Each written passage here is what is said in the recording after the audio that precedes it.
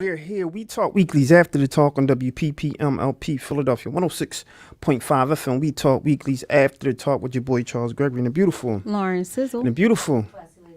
Let's work on your mic, Spur. Let's do it one more again. Check one. There we go. And we got the beautiful Perp. Why don't you give me a sound check? Let me see if I got you. You know what it is. 1, 2, 2. Yeah, man. We're going to have to. I know what we're going to have to do. That one. There we go. I hear that. All right, there we go. Yes, So I'm going to have to go back and forth between you and Sizzle. Sizzle, let me give you a sound check real quick. One. There you go. Now you sound good. There we go. All right, so we talk weeklies after the talk on WPPMLP Philadelphia 106.5 FM. We talk weeklies after the talk, and we have such a dynamic show today. I'm telling you. Major. When I tell you this is going to be a jam-packed show, so if you're listening, let me put on some music real quick. So if you're listening, I want you to really tune in, you know what I mean? And if you have any questions, I want you to tune in. We got the beautiful Cherelle Parker, mayoral candidate, on the show today. We have the handsome, I guess you could say that, David O, mayoral candidate, Republican Party, coming on the show today. And we're going to talk a little bit about the issues. I had the opportunity to attend a mayoral forum. What was it, Thursday? When was that spark? Thursday. It was Thursday, yeah. And we had the opportunity to actually go and, and listen to what they had to say. And they had some good things to say, and I think the people truly got something out of it. So without further ado, before we get into anything, I got to go with the ladies. Sizzle, how was your day?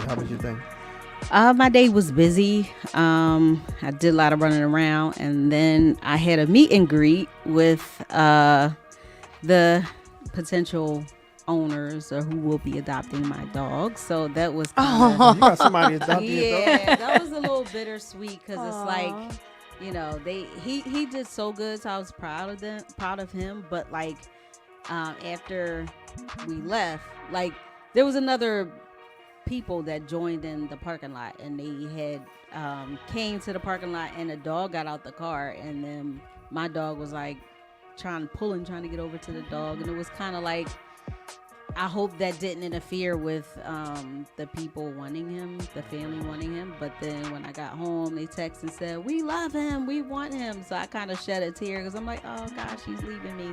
Okay. So yeah. But they're going to someone who, yes, good, great he's family. Have so a it's no beautiful reason to cry. family and Yeah, a for beautiful sure. home. So I'm happy for him. No doubt. Yeah. No doubt. What about you, classy lady highlighting? I was trying to figure out that I need to put on sweatpants and a tank top because it was nice today. It was beautiful weather today. Just it was a laid back, chill day today. I can't even say that I had a lot of thoughts about anything or did anything different. Okay. So yeah. All right. What about you, C? You know what? I was cool. Everything, busy day as usual. It's always one of those things where it get pretty busy, and we gotta make sure things is good. But I'm excited about everything that's going down. I'm excited about the show.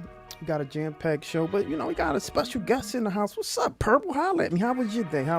Hey, family. Peace and greetings to one and all. You know what it is. It's Saj the Black Belt. I think they call me Purple. Today, I want to say my day was, I wish it was so laid back. We were giving out food at our bi-weekly food distribution from Blackwell Culture Alliance. And so at 10 a.m., I was not in the bed, unfortunately.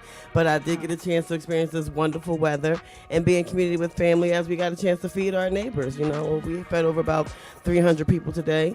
And we are very blessed and able to do it, and so then we get back out. We just remind everybody to vote, because the election is November the 7th. That's right. And we want to drive that message because we think that everybody knows, but you'll be surprised, man, how many people in the community have no idea that there's an election going on. They don't even know who they're voting for. They don't know what to vote for. And did I say they have no idea that there's an election going on? Yeah.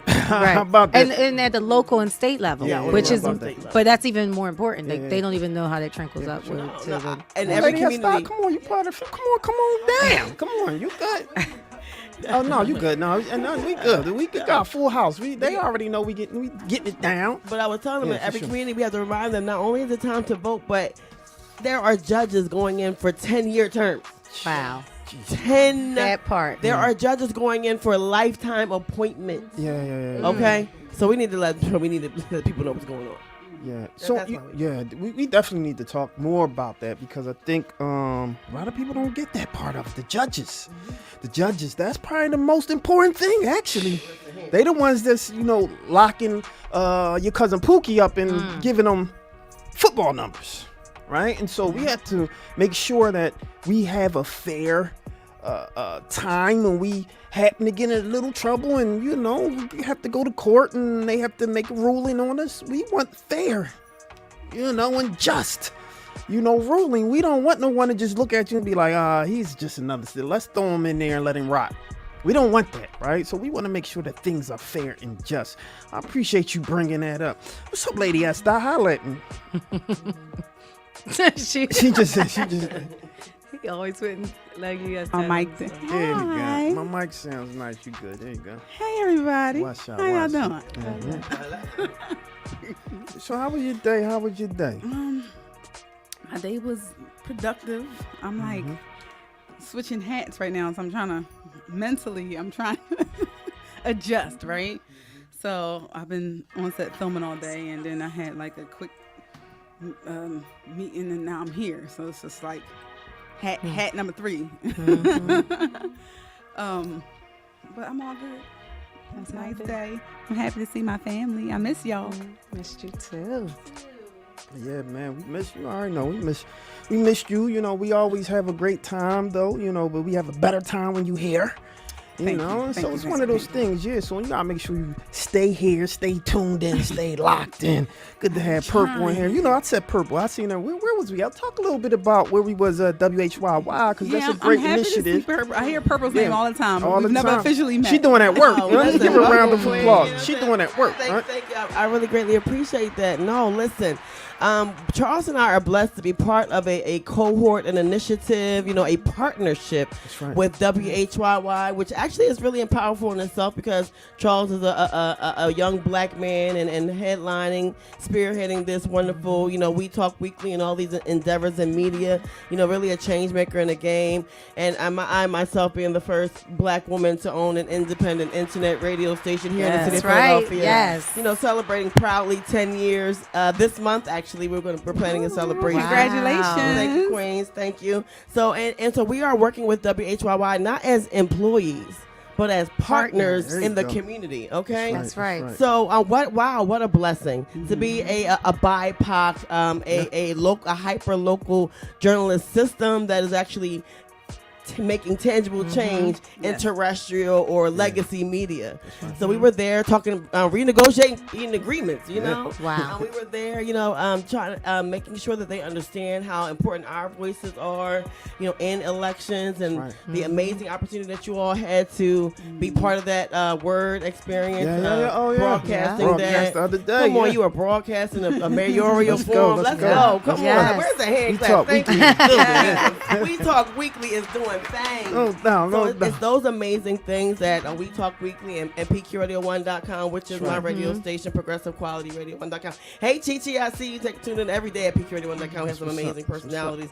But just to be able to be, a little black girl, from around the corner, to be a young black man from down the street and be making these type of strides and local politics and local media, man, what a blessing. Fantastic. So let's jump right into it. Sizzle, you think we need to want to go to Class Lady Sparkle, Good News, Bad News? You think we ready for that? You think we ready for that? I'm ready.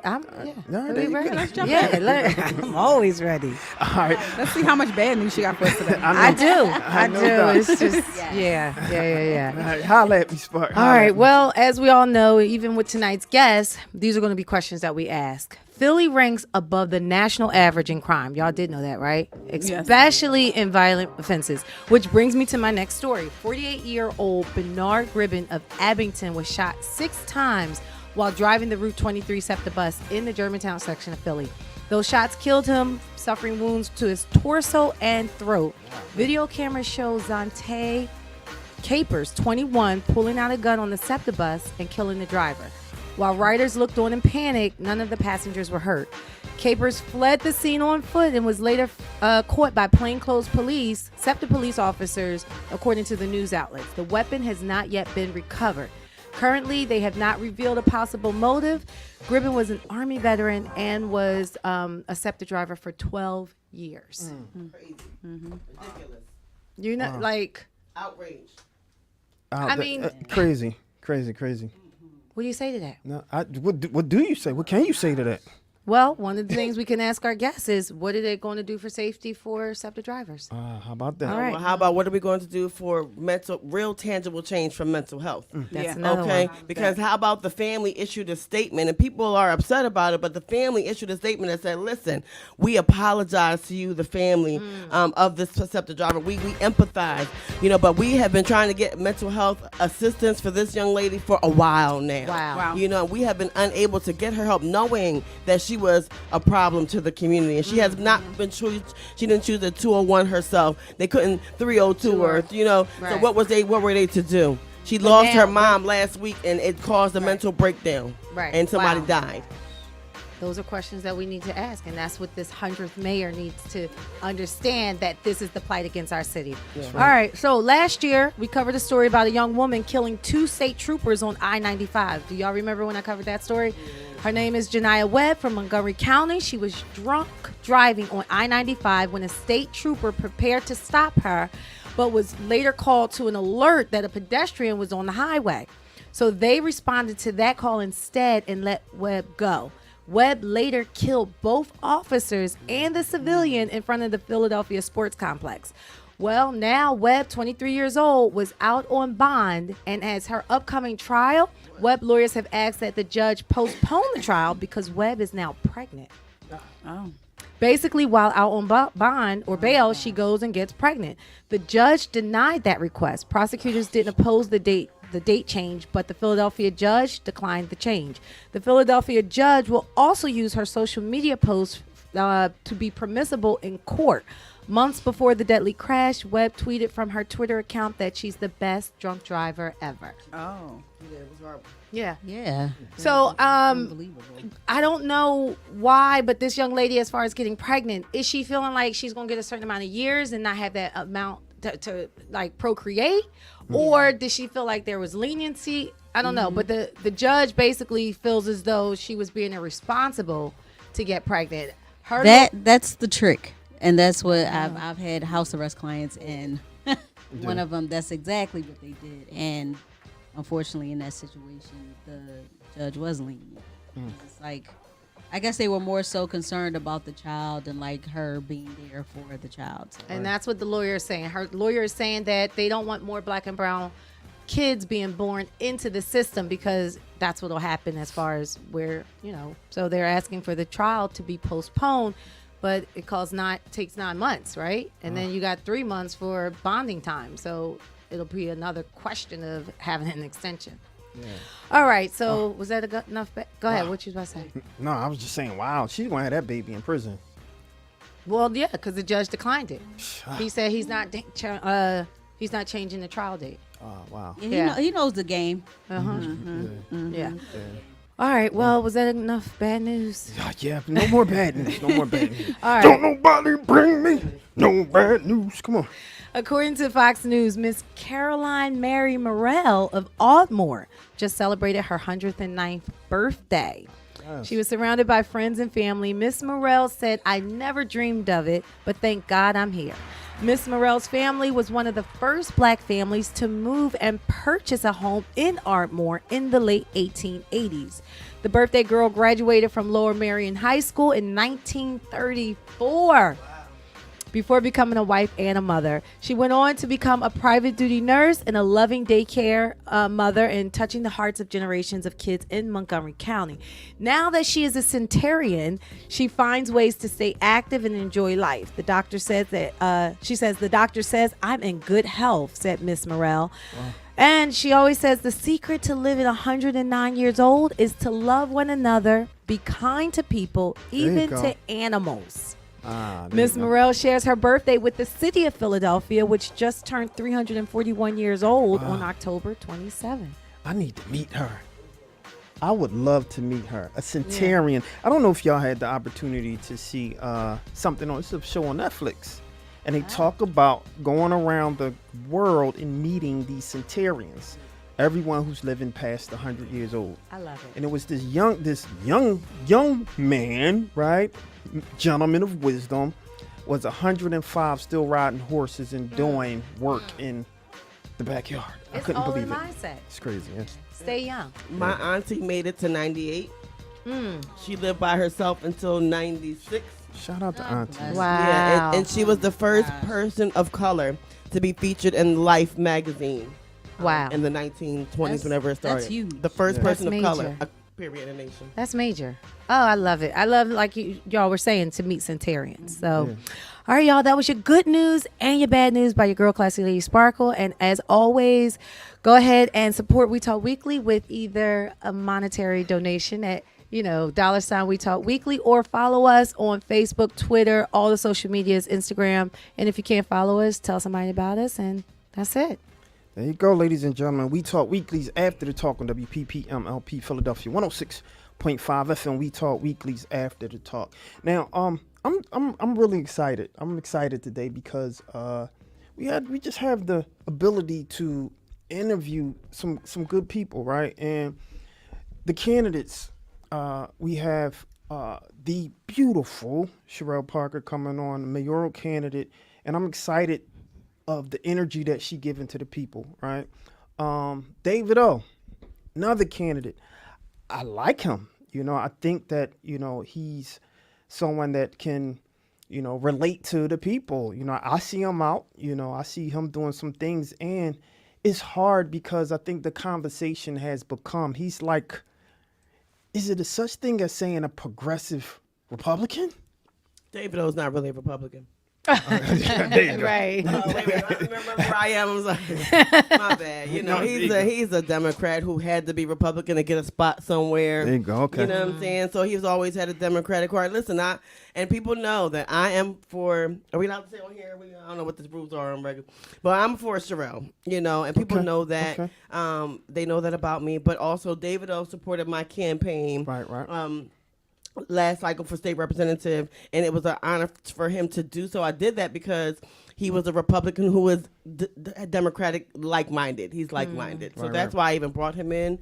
So to find out that he was running for mayor, if it was all different, Right. it could be something different. But the way it shook down and all the people who end up, being the nominees make it so I had to pick and choose between two good people. Yeah, for sure. Good people, for sure. Yeah. The goal is definitely to see who's going to really push hard for the community, because the community is crying right now. The community needs the help. The community needs the energy, and we're hoping that whomever becomes the next mayor will give that energy and support to the community that's needed right now. Because I think, anytime we have, what was this, Trump talking about bad things happen in Philadelphia? What he Yes, say? he did. What's Mhm. bad things happen in Philadelphia? Quote. Come on. Like, come on, right? And so the national attention is focused on Philly, right?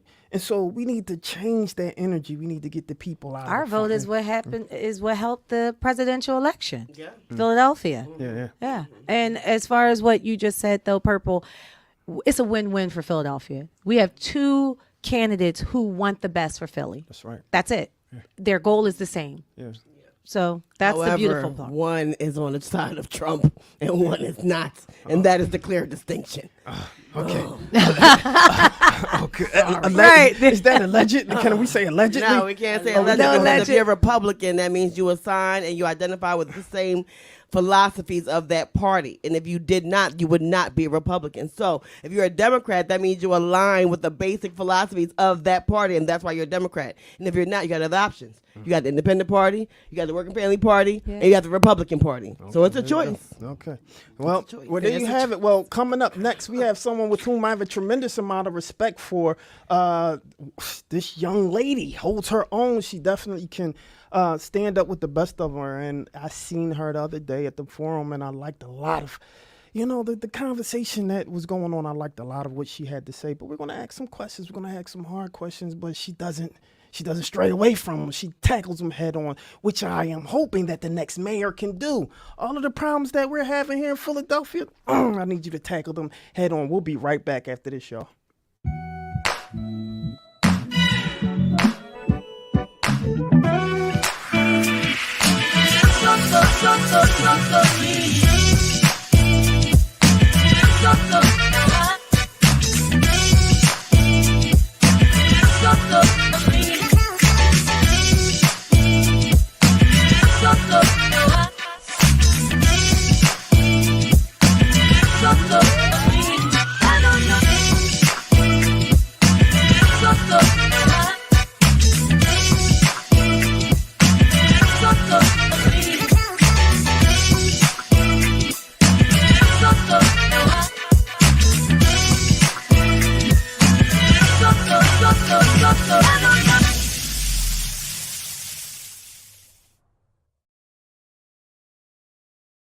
Talk Weeklies After the Talk on WPPMLP Philadelphia 106.5 FM. We Talk Weeklies After the Talk with your boy Charles Gregory and the beautiful Lauren Sizzle. and the beautiful Classy Lady Sparkle. and the beautiful Lady Estizzle. and the beautiful.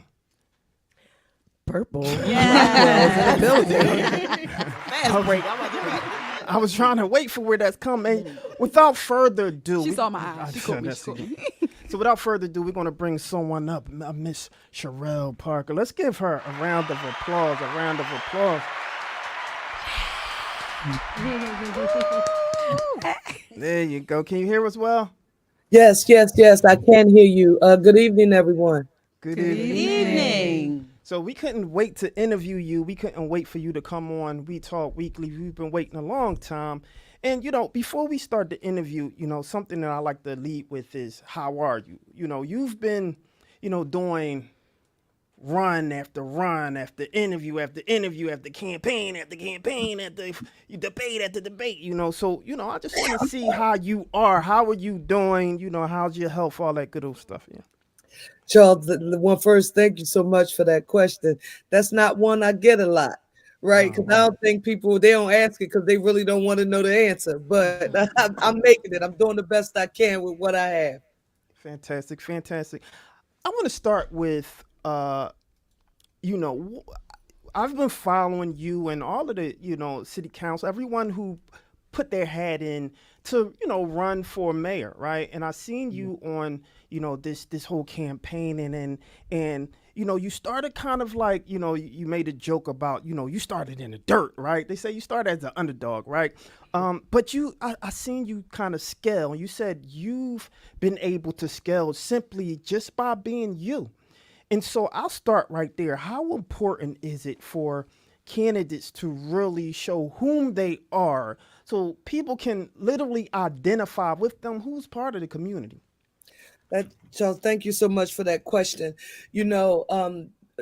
Political pundits, experts refer to the primary election that we just finished as the most competitive, the most expensive, and most intense mayoral primary election in the history of my lifetime. And I'm hip hop plus one.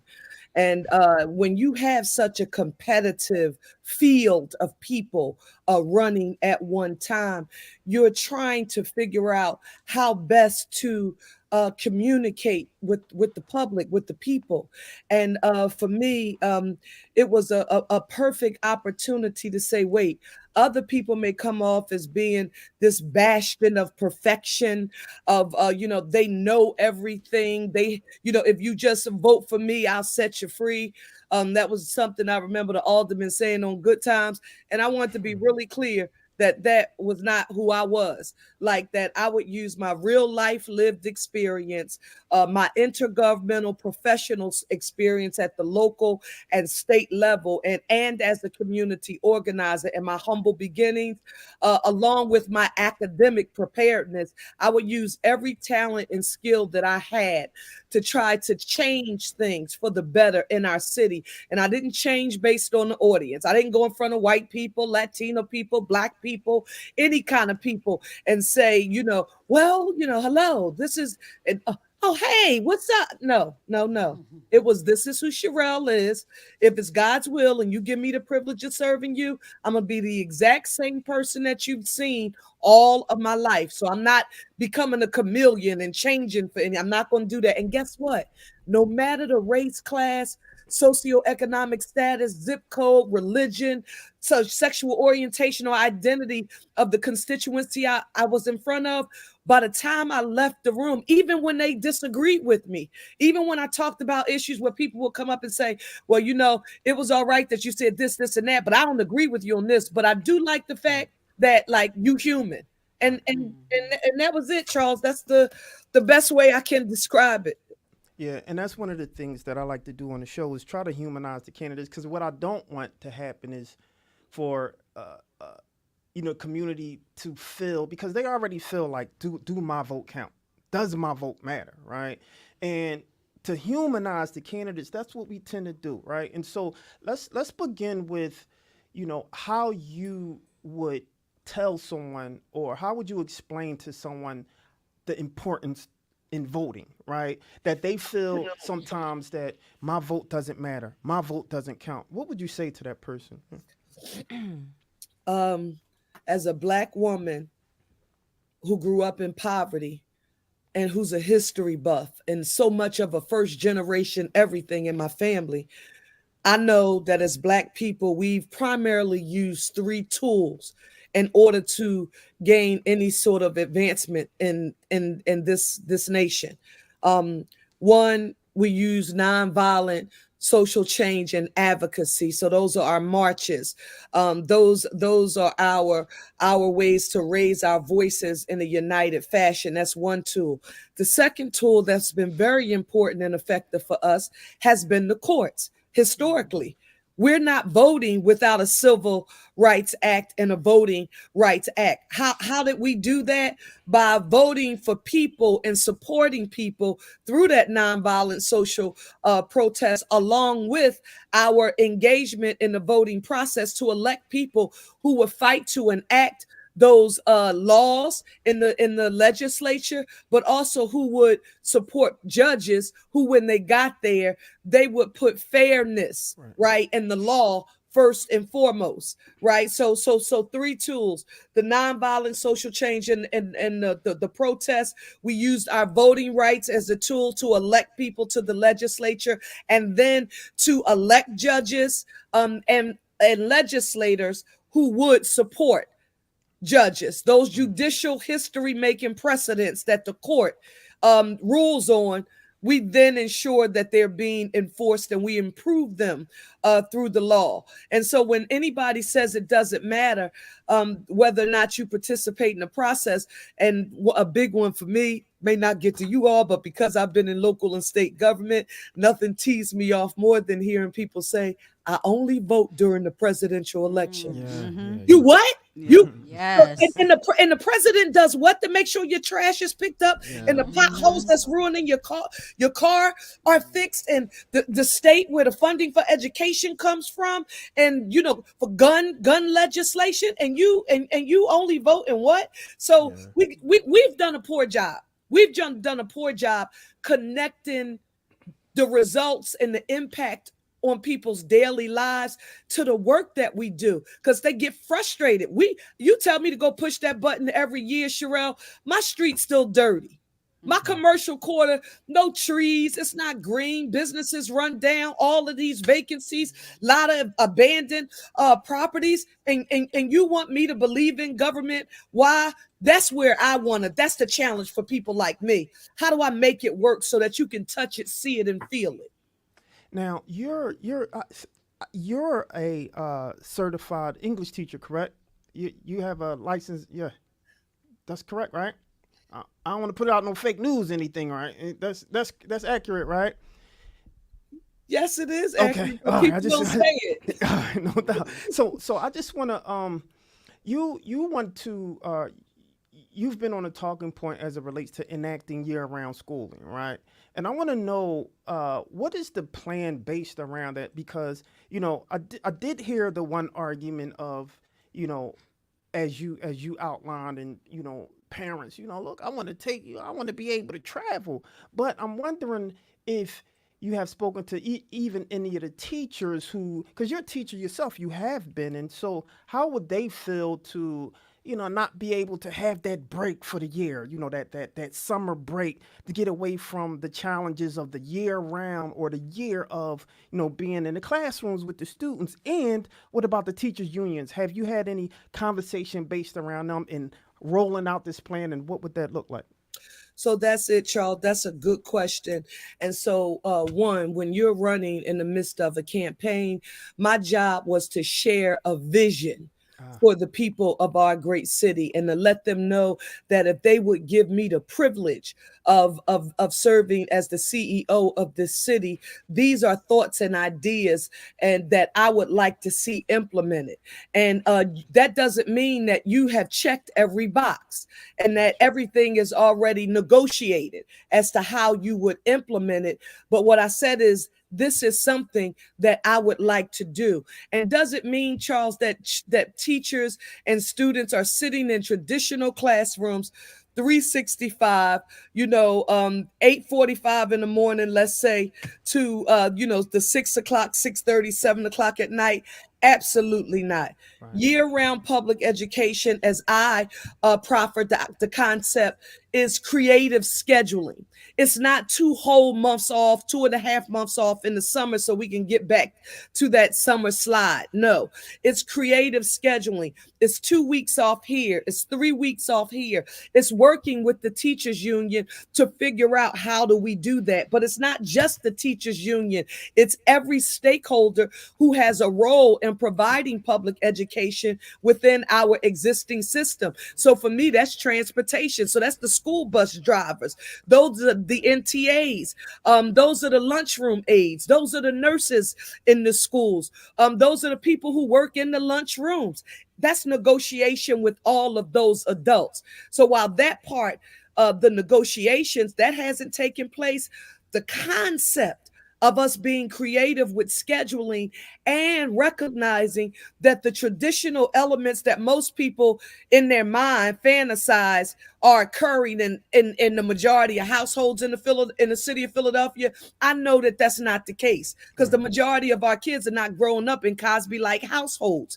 And the fact of the matter is, school is not just a safe place for many of our young people, but many of the academic enrichment programs that some parents can afford for their children, whether it's arts and learning how to play the piano or some other instrument, whether it's life sciences and biotech, whether it's the building trades, or coding, the tech stuff. Many people, they pay for their children to participate in those kind of activities. When I came up with this concept, is how do you find a way to make readily available within our current structure homework help, tutoring, everything that there are parents out there paying for on a daily basis for their children, but kids who grow up like you did, Cherelle, being raised by your grandmother and your grandfather on welfare and food stamps and subsidized food, they did the best with what they have. But what about people like you? And not the people, and Charles, you may have heard me say this. I talked to some people who said to me, well, I don't like that proposal about year-round school because I like my children to travel, and my family travels, and we go here, and Charles, I was patient. I listened. I said, you know what, ma'am? Thank you so much for sharing that. And it's great that your family gets the ability to do that. Yeah. But ma'am, guess what? The majority of our kids are not in Disney World or even down south. That's what we used to do when I was growing up. Everybody had a family member down south. Agreed. So some people would go stay down south. That's not even a thing for most of our kids anymore. True. Right. Agree. Just one piece to that. All of the trades that you mentioned in terms of people, that's out of the schools, I think it would probably be a good idea to even incorporate a lot of those, nonprofits, a lot of those people, the community who's doing the work to, be part of that kind of year-round expectation of educating the kids, to be more inclusive with the organizations who doing the work, No, I agree with that, Charles. And listen, when I first got endorsed by the building trades, and we know how powerful and influential they are here in this city, especially for somebody like me who didn't. I'm not independently wealthy, so I couldn't self fund. Right, I couldn't go say I don't need to have a fundraiser because I can put in $10 million of my own money. When you didn't have that, they become extremely valuable partners. But a lot of people didn't get that the reason why they were so essential is because you partner with the entities that you need to deliver on your That's right. vision. If I want the plumbers, the electricians, the laborers, the steam fitters, Right. President Biden was just here to announce a $750 million grant to something people heard me talk about on the campaign trail called a hydrogen hub.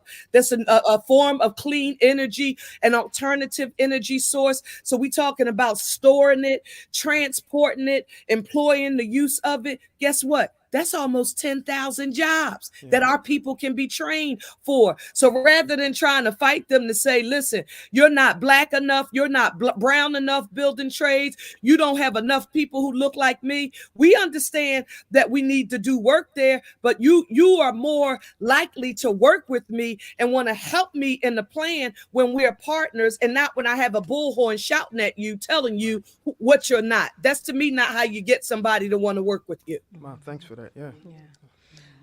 Cherelle, this is Sparkle, another trio of We Talk Weekly. Thank you again for giving us time today. We do a segment called Good News and Bad News, and we hyper focus on Philadelphia. And one of the stories today was about a young lady who shot a SEPTA driver 6 times and killing him. So we understand that SEPTA stands for the Southeastern Penn Transportation Authority, and Philadelphia mayor is going to be very limited in what they can do pertaining to SEPTA. But the question is, based on the assaults, the robbery, the rapes, the maliciousness that's going on, what can the next mayor do, or what will you do to assist in making SEPTA services safer for both rider and drivers? So, one, thank you so very much, Sparkle, for that question. Sparkle, Charles mentioned that I was an English teacher, so if I refer to literature a lot, don't charge it to my head and not my heart. James Baldwin, who was a civil rights activist, he was always quoted as stating, particularly one day, somebody said James Baldwin, mainstream America cares about civil rights too, and James Baldwin said, he answered, I can't believe what you say because I see what you do. I'm happy to tell you in response to that question, not just what I will do in the future to help keep SEPTA bus drivers and employees safe along with the ridership, but I'm happy to tell you that I was proud to be in the forefront when I was in Harrisburg to ensure that the penalties for creating any form of violent actions against our transport worker union employees, that it was the same if it was for any other a state government employee, like a state police officer or a firefighter or a police officer. So how do we do it? My platform is to make Philadelphia safer, cleaner, greener, with access to economic opportunity for all. That means any entity that has a nickel in the quarter of helping Philadelphia be safe, I want to work with them. Local, state, federal government. They've been talking a whole lot in articles about, she said, this particular agency. No, they didn't pick up what I was putting down. I wasn't just talking about one. I said anybody at the local, state, or federal level who can help us make the public health and safety of our city our number one priority. But that's also the police departments of our institutions of higher learning. Remember the officer who got murdered at Temple, right? So that's them. That's SEPTA's police force. That's any entity that could help us. And we've got to have a comprehensive plan to do it. Because if anybody's thinking the Philadelphia Police Department can do it alone, we are not at our 1,600 member complement, and that's just not going to happen. So comprehensive, and appointing a police commissioner who has the ability to bring all of those stakeholders together, develop a plan, comprehensive plan for public safety in our city, and then implementing. All I have to do as the mayor is to stand up and say, we're about to make some tough decisions, and a whole lot of people are not going to like it. Put that on my shoulder. Don't give that to the police commissioner who I've appointed. He or she is implementing a comprehensive plan that's in line with the vision that I've laid out for the city. And that means keeping SEPTA workers safe, especially our bus drivers that are and trained conductors that are interacting with the public, but that's mental and behavioral health too. Because again, the investigation is still ongoing. You all may, because you're journalists and in the media, you may have gotten access to some information I haven't seen. But as somebody somewhere somehow told me something about mental and behavioral health, was involved in this story in some way. So it's a comprehensive approach that we need, and we needed to make our entire city safe. Oh, great. Thank you for that. Yes, thank you, Queen. And this is Purple. How are you, Sister Cherelle? Hey, Purple. So listen, we have to ask at this point, the Middle East has been a tumultuous topic and situation here in Pennsylvania and the United States, and of course right here in Philadelphia you have some polarizing people who stand with Israel, people who stand with Palestine, but I have to ask you, as a politician, there's a photograph circling around with you holding that you stand for Israel. I would like to give you an opportunity to say, is that your stance? Is it not your stance? If so, why did you choose a stance? And can you explain your thoughts on it, or did you do it, or did you make that stand? So, one, Purple, thank you for the question. And in essence, not coming to a conclusion without sort of asking the question. And first, I want you to know that although the mayor does not have 1 ounce of influence on deciding what public policy is like in the Middle East, I do understand that what is happening there has a significant impact on our Jewish community and our Muslim community here. And I respect that 1,001%. I wholeheartedly reject anti-Semitism. I reject Islamophobia, and I reject hatred in all forms. I would love to see a ceasefire, and I pray for peace for Palestinians and Israelis. So, and the entire Jewish community. So I want to be really clear about that. Just for the record, it was a photo of my being at a rally about peace. And I was there, and I was supposed to have participated in an act about a week before I attended that event, but because of the campaign trail and I was running, I couldn't attend.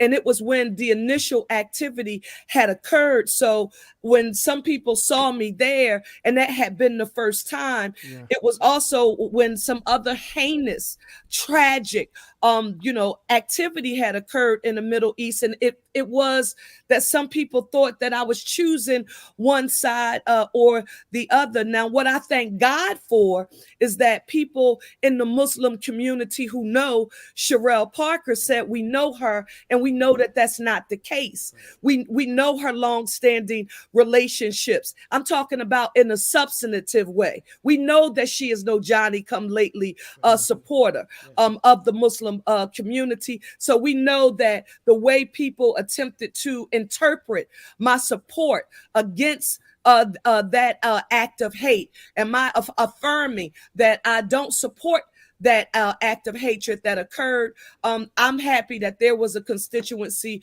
who said, Cherelle Parker, we know who you are. Right. So I pray for peace for the Palestinian community, for the Israeli community, and I reject anti-Semitism. I reject Islamophobia. And that would be like, let me give you an example.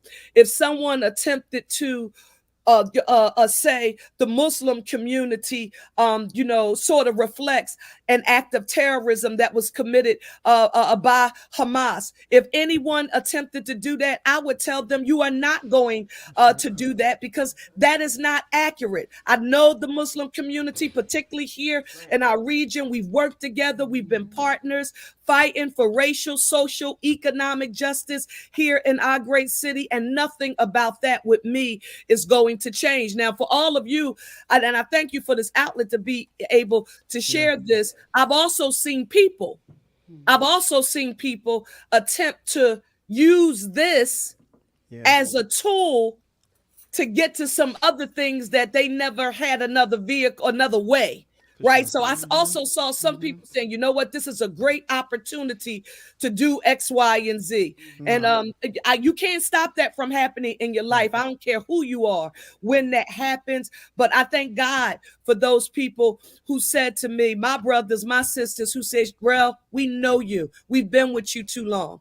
Keep pressing, keep doing what you're doing and trying to move our city forward. So Yeah. thank you so very much for the question. Yeah, I appreciate you uh for saying that. And what we attempt to do is to give platform for people to be vocal and tell their own narratives. I think one of the things when it comes to especially as it relates to the community, we get a little nervous, a little tight-lipped when it comes to people coming into the community saying, "Oh, well, what do you think about this?" and then going back and changing the complete narrative, right? And so one of the things that we always stand on is uh, we want the ability to tell our own narratives, because if we don't, someone else will. And they may do it in a way that ain't necessarily the case, so to speak, right? And so we wanted to be able to give you that platform. So thanks for that. One of the last questions, this time flies. One of the last questions that I have is concerning Black media, right?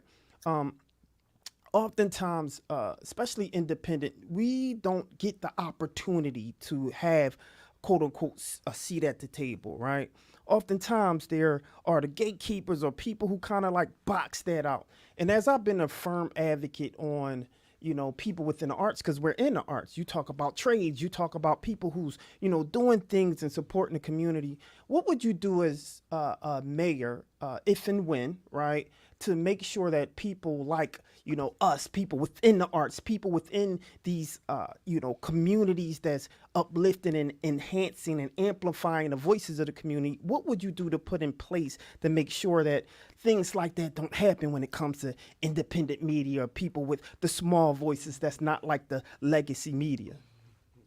So, one, I don't know if you all know this, but in the primary election, again, and thank you for when you opened, Charles, you referred to me making fun of myself when I told you I just wasn't the underdog in the primary. I was under the dirt. Yeah. If you read the if you paid attention to those polls, Yeah. but I didn't even make it to my own victory party that night because I had a dental emergency. So I was at the University of Pennsylvania while everybody else was at the party. And one of the things that occurred afterwards was the Philadelphia journalists, Black journalists, were having an event when the doctor had said, listen, you just coming off this trail, you ended up here, you weren't even at your own party, you need to continue to take these antibiotics and just rest up a bit. Well, they had this event. It was important for me to get up and get there because I needed to signal to them, look, although I've been victorious in this primary election, you need to know that you will be a priority for me. Communicating with you will be a priority for me. I made it to that event. That goes back to my stance. Don't simply listen to what people say.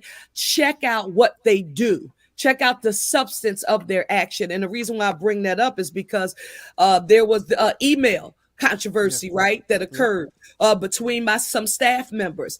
It was inappropriate. I didn't like it. When I learned about it and what occurred, I took full responsibility for it. I said it's not a reflection of me and who I am and how I think, but it's my campaign. So I have to own what comes out of it. And I did just that.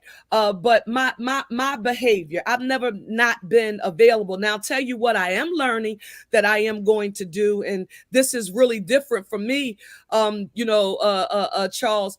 I have and I'm what I told you I'm hip hop plus one, but I was talking to a friend of mine who was saying what how are you different from the Cherelles in your 30s when you had just gotten elected to public office in 2005 or when you were interning? I was very much a people pleaser. I've been a fixer all of my life. I've always been good at taking care of other people. And I've had a difficult time saying no. Because I never wanted to disappoint people.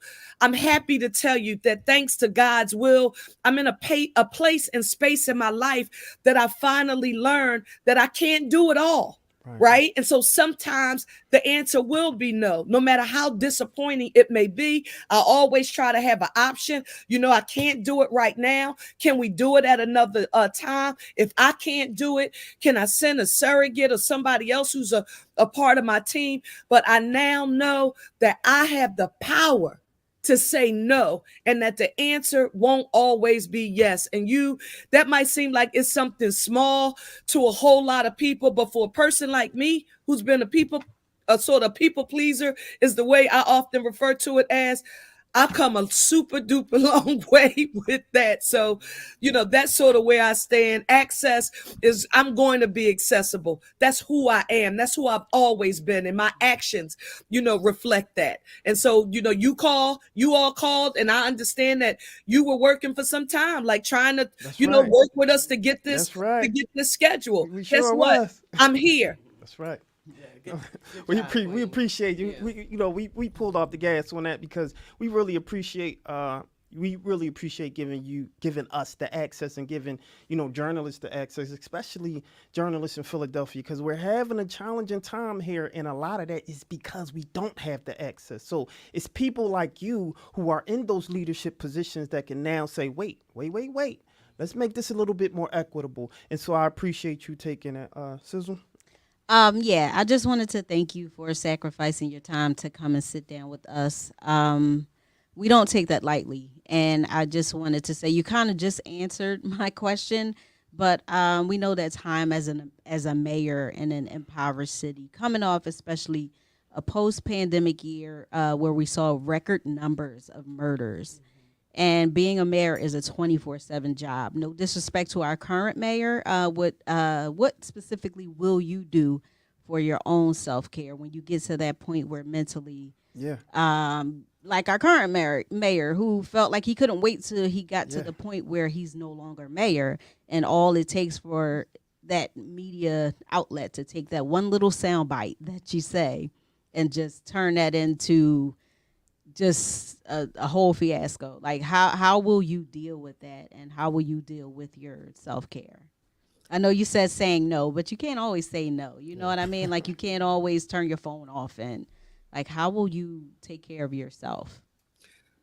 So is your name Lauren? Yes. Yes, Lauren. Okay, I I'm want to sorry. make sure I was addressing the correct person. Lauren, I have really, and I really do mean this. Um, I am so happy that I campaigned as my authentic self, and I did not try to profit myself as this bastion of perfection. It's because of that I acknowledge my humanness, and I've also said publicly that no one should look at me as if I'm a superwoman. Right, because I'm not a superwoman. I have a loving village around me. I'm super scheduled. I'm super organized. But a superwoman is something that I'm not. And because of that, because of there are so many people, my former husband and I, we work extremely hard to co-parent our son together. While I'm in the midst of doing my life's work and pursuing my passion, and my purpose. And he and I are working hard to keep things going. And my son's godmother and his grandmother, all of that helps. So I've got to stay girded, in my daily realities with my family, with the people who help make this work. And I also have to recognize that I am going to be functioning, if it's God's will and the people give me the privilege of serving as their mayor. I know that there are people right now that are planning my demise if I win. There are people right now who are hoping that if she does win, We can't wait until they have the first screw up. Somebody told me at a forum, if you do win, as soon as the first homicide comes, they're going to say, see, we told you she was the wrong Oh my person gosh. for this job. As soon as the first Wow. crisis, as soon as something happens in city government, and listen, because we're talking about 26,000 people, human beings who do the jobs, undoubtedly there is going to be a crisis. There's going to be a flaw. Somebody's going to do something wrong. And as soon as that happens, they're going to say, see, we told you it shouldn't be her. Lauren, guess what I've learned that I can't do? I can't let fear of that happening paralyze me into inaction. I've got to stay focused on what I can do right. So that plan, safer, cleaner, greener, economic opportunity for all, every stakeholder, every partner, every community. You asked the question, Purple, about the faith base, about sort of, those questions and concerns. We have to have every member of our spiritual and faith-based community actively involved and engaged on the ground in helping us tackle the problems that we are facing, because we can't do it by ourselves. So, Lauren, when I get tired, and if I sat here and I told you that I'm not tired right now, after being out all day, and I said, well, what time is this? They said, well, look, you start at 8:30, right? I'm tired right now, but guess what? I asked for this. I asked the people to give me the ability to do this. And while I'm on the trail, it's going to be uncomfortable questions that are asked. They're going to be, challenging issues that I'm going to have to address. And Lauren, Cherelle Parker's not always going to get it right. She's not going to be perfect. But if you find one person who is, let me know, because we went to the heavens, because they don't exist down here on earth. Even if they want you to think that's who they are, I'm telling you that's not me. Wow. We talk weeklies after the talk on WPP MLP Philadelphia 106.5 FM. We talk weeklies after the talk. 2 questions for you, and then we'll let you leave. I appreciate your time and giving it to us. I want you to think about it, and the first thing that comes to mind, who is Cherelle Parker?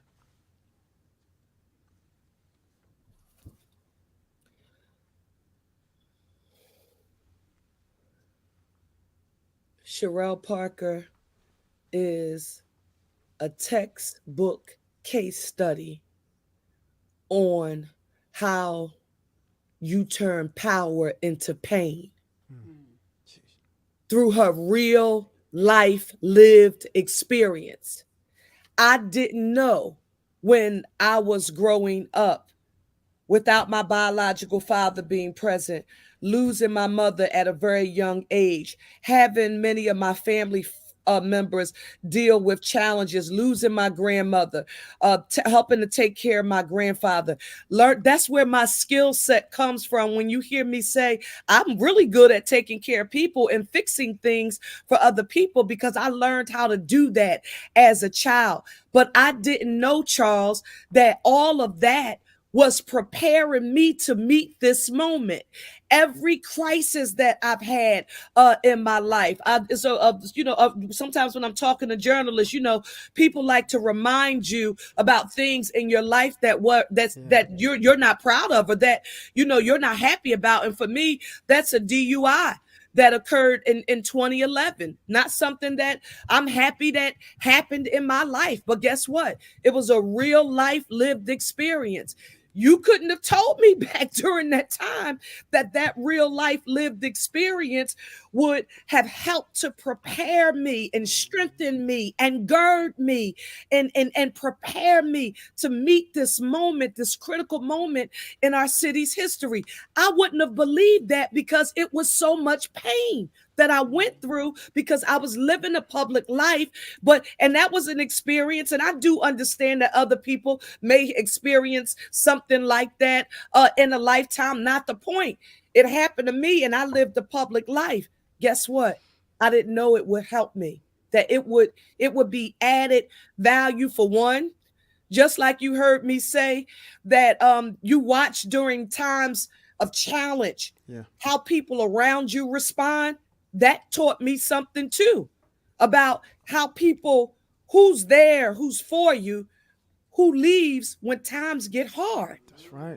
It reveals who people are. I didn't know that. I didn't Yeah. know that. I said, wait, you smiling and you happy to be around me when the times are good. I just came through one of the worst personal and professional life experiences that I've ever had in my life, but you disappeared. It revealed things to me about people, places, and things, but it taught me great lessons. So that's who I am.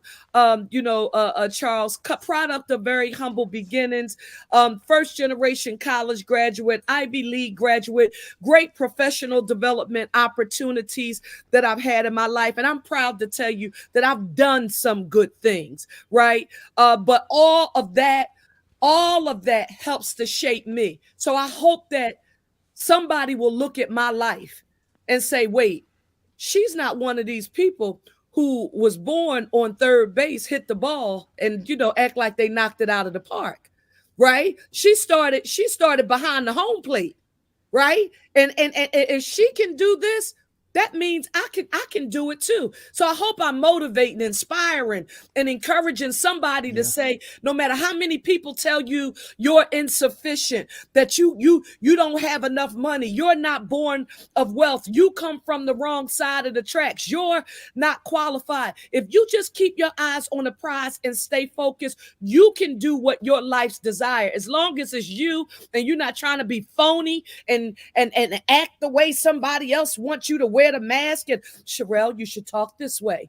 You talk with your hands. You talk with your hands, Cherelle. You're too expressive. Your voice is too loud. You need to tone it down. You're just a little too passionate. Some people might get uncomfortable with the way you communicate. If me being me makes you uncomfortable and I'm walking in my path and my purpose and that makes you uncomfortable, is that your problem or mine? I like Thank that. you. I like All right. And last question, we promise. Thank you again, Cherelle. So just a FYI, We Talk Weekly reached 2.2 million homes. Isn't that right, Charles? So Yes. there's a lot of people, even non-Philadelphians, that are watching this. So my question is, I have a 26-year-old son who is licensed to carry, and he has his hair in twisties and like the locks. And he's a black young man who lives in Philadelphia. The biggest thing that a lot of what Philadelphians are saying is that stop and frisk has hurt our city at mass incarceration. I'm an early 70s baby, so I'm right there at at Hip Hop Plus One. So we know what that epidemic looks like. And I hear that on your campaign trail a lot. What is the difference between Terry stops and stop and frisk? So thank you for raising that. And it's a very good question, because I've seen people, especially when they're trying to engage in what I would call trickery, right? They say things that they know are emotionally polarizing for people, as a way to say, see, if you support her, this is what you're going back to. And nothing could be further from the truth. You know that there was a federal lawsuit that was actually settled, and what came out of it was called the Bailey Consent Decree. And for the first time in the history of our city, we have a third-party independent verifier reviewing the stops. So we're collecting the data on the stops, and we're having a third party to review those stops. And as that has progressed, we have more work to do in that area. And so I want to acknowledge that 1,001%. What you have heard me say that I fully support, and in no way, shape, or form under a Parker administration would I say to a police commissioner, our Philadelphia Police Department, they are not allowed to employ the use of what are called Terry stops. Terry stops means that a police officer must have just cause and reasonable suspicion that a crime has occurred, will occur, or is being committed in order to stop you. Is that happening right now, Cherelle? Absolutely, it is. But what people wanted me to say on the campaign trail is that I would not allow that to happen. I want to say to each of you that I do not apologize for saying and telling people in this city rightfully that I will use every legal and constitutional tool that is available to ensure the public health and safety of our city. And that means the use of Terry stops. Now, the one thing I also want to add here is that when we talk about employing the use of Terry stops, it also has to be clear that under Parker administration, I will have zero tolerance for any misuse or abuse of authority by law enforcement. If you are a police officer under a Parker administration and you are found to have misused and abused your authority, you will be fired. Sue us in court or we will see you in arbitration. But there will be no room for police officers who misuse and abuse their authority under a Parker administration. And it's not either or, because just like and thank you for describing your son. My son is 11. He's chocolate like me, and he wears his hair in locks because he wanted his hair like his dad's hair. Well, when his dad had hair, he wanted locks. And so when you talk about that profiling, that sort of that mass incarceration or over incarceration, I know exactly what that risk is. And with that being said, I will not have a police department under a Parker administration that thinks it's okay to do that because my son looks the way he looks. That's not something I would tolerate. Thank you. Thank you for that. Can I also add this? Sure. For those people who have a concern about this issue, I would encourage you to talk to a victim. A victim who, after an investigation has occurred, and you find out that there was a car full of semi-automatic weapons, and the people who actually gunned your son down in broad daylight had these automatic weapons in the car, and they drove by police, and they had a tag that wasn't right, or maybe somebody reported it, and they didn't stop the car for one reason or another. And then you look that mother and that father and that sister in the face and they say, if the cops have been doing their job and X who called it in to say that the car looked like this with the tag lopsided or the tag not on, and somebody called that in, and for whatever reason the cops didn't stop that car. Had they stopped that car, just maybe those weapons would not have been used to murder my child. I want us to think about that side of it too, because as I've been on the trail, I've talked to people who've been victims of violence and who are very angry about the police not doing their jobs, even when they've been called about it. 100%. I think we agree with that. I think, it's the wrong interpretation from those bad apples that's considering it being constitutional, but not really constitutional, right? But I think that you're 100% accurate, and I think most of the community would actually agree with you. They want the violence to stop. They want to stop being the victims of the crime that's happening in Philadelphia. And I want to thank you for coming to the show. This is the last question this is like a curveball that I throw all of my guests, and I want you to think really hard about this, right? What is it? Really hard. I want you to dig in your purse. And I want you to tell We Talk Weekly, this is the exclusive. I want you to tell We Talk Weekly the one thing that no one else knows about Cherelle Parker. The one thing, I know you got your son on your hip every day, so even the stuff you didn't whisper to him, right? So I want you to tell us the one thing that no one else knows about Cherelle Parker. This is something that I've said, but even though I've said it before, it's actually two things. Even though I say it, people look at me like, girl, you're right. But it's true. It's really, really true. Like, I am a mean cook, right? I don't care whether or not you think I am, because you're like, well, how do you have time to cook? You're never home. I'm a mean cook, and I can jam. Okay. All All right, there right. you go. All Oh, right. I can put it down. I Uh, can. I can cut a rug. Okay, well, I'm gonna have to take your word for it. I'm gonna have to take your word for it. But I want to thank you for coming to the show. As you like I said, as advocates of the arts, I would hope as mayor, you definitely, stick that arm out and continue to support the arts because it's that is the support that people like us need to continue to do what we do, to continue to give people like you the platform to actually clear the air, right? To say this the things that sometimes legacy media don't allow you to do, right?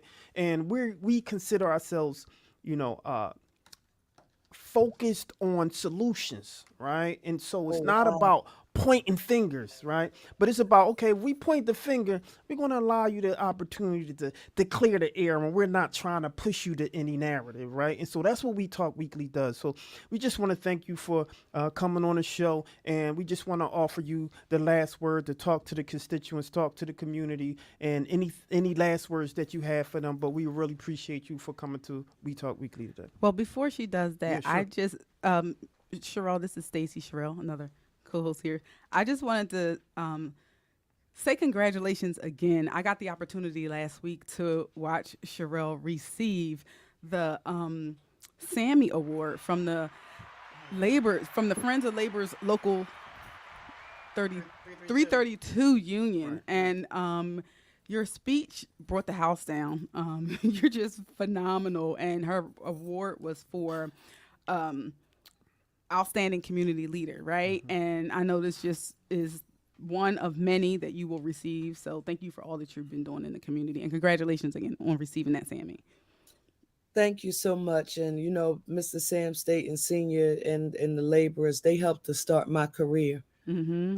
And so that wasn't just an award. That meant something pretty heavy Yeah. to me. And I listen, I want to thank you all for just giving me an opportunity to talk with you on this evening. And Charles, you just said something that jogged my memory when you said we want to focus on solutions. That's what you just said, right? You That's said correct. solutions. That's Yes. correct. And on the campaign trail, I describe some people being what I call expert AOPs.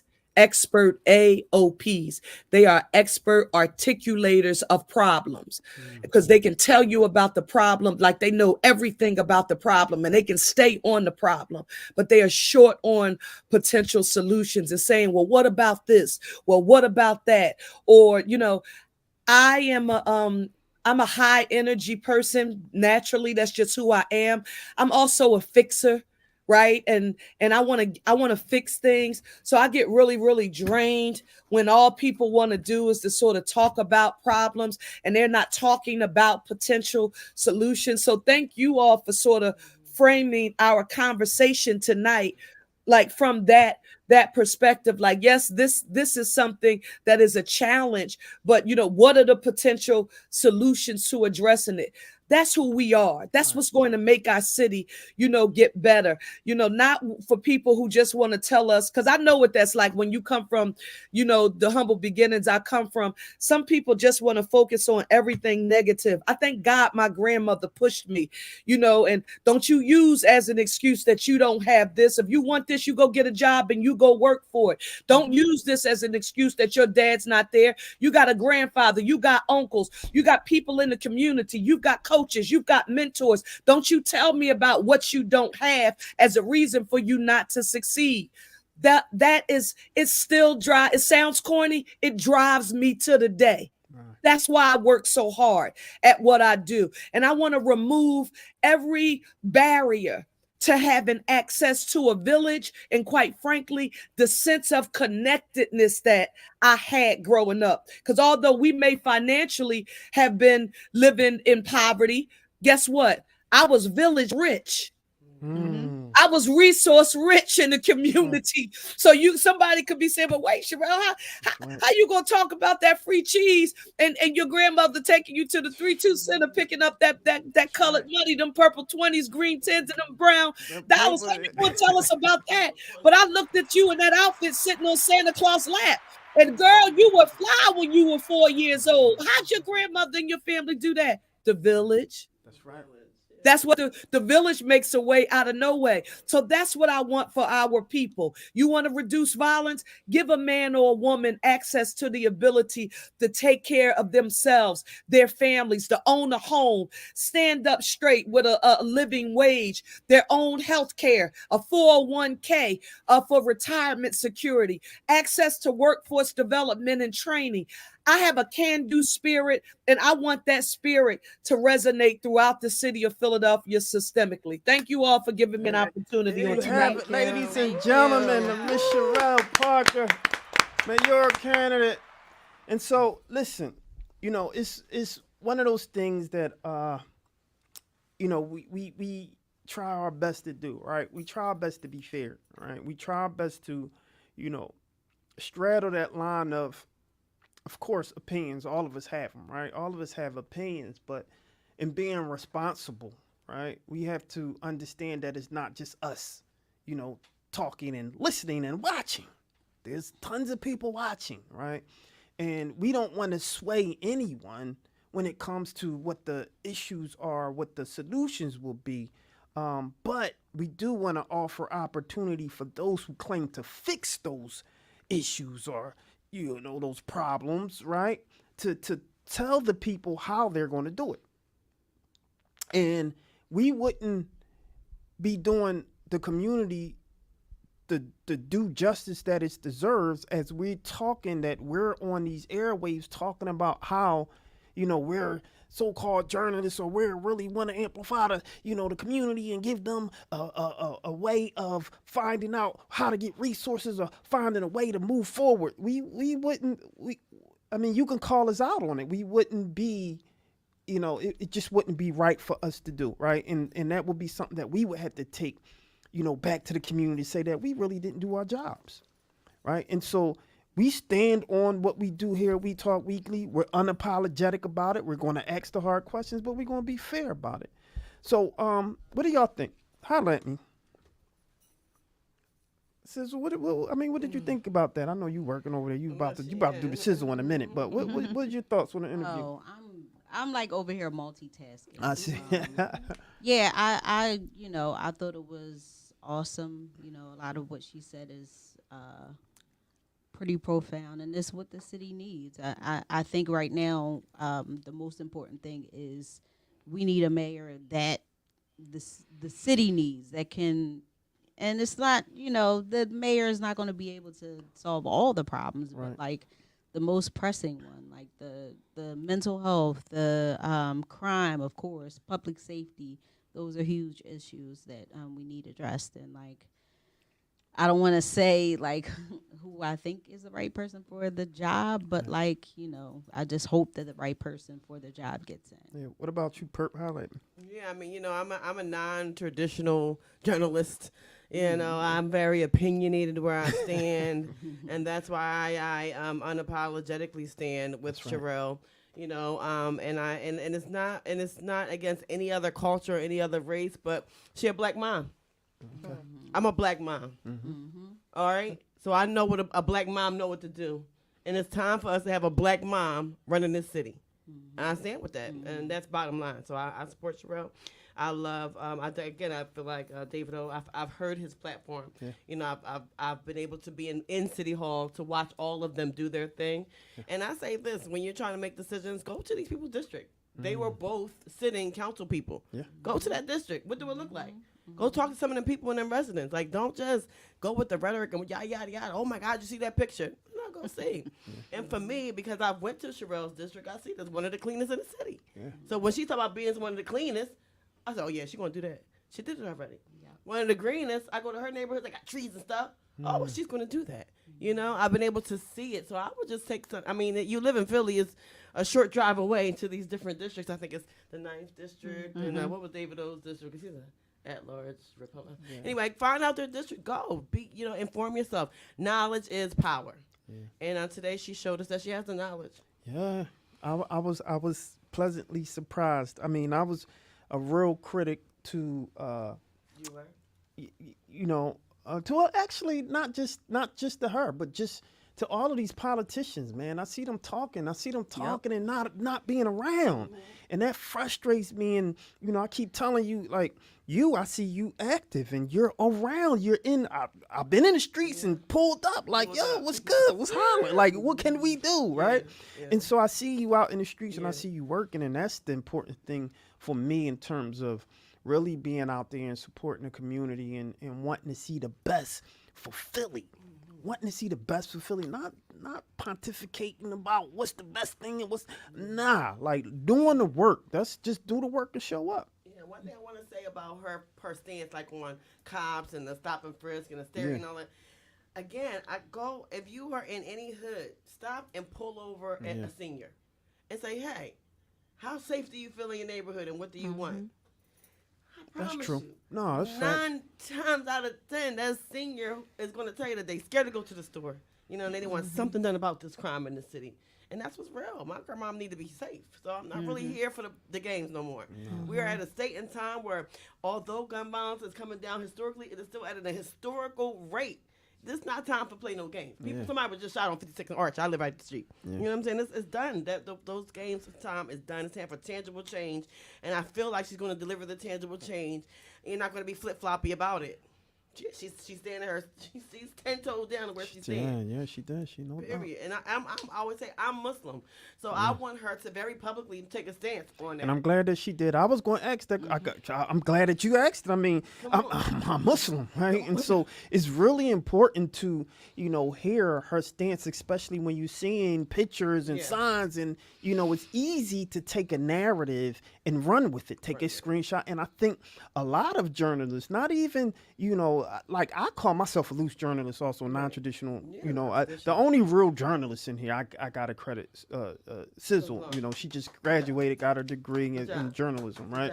And so I say that. I just say that to say that as we practice and try to sharpen our acts to be better in giving the information and the communication of what's going on, it's important to be accurate in calling it what it is. But you are a journalist. Stop saying that. Don't say that. Don't say that. You don't need a degree to be a journalist. I know. And that young lady, I got you. I forget how old she was at the time, but I'll never forget her.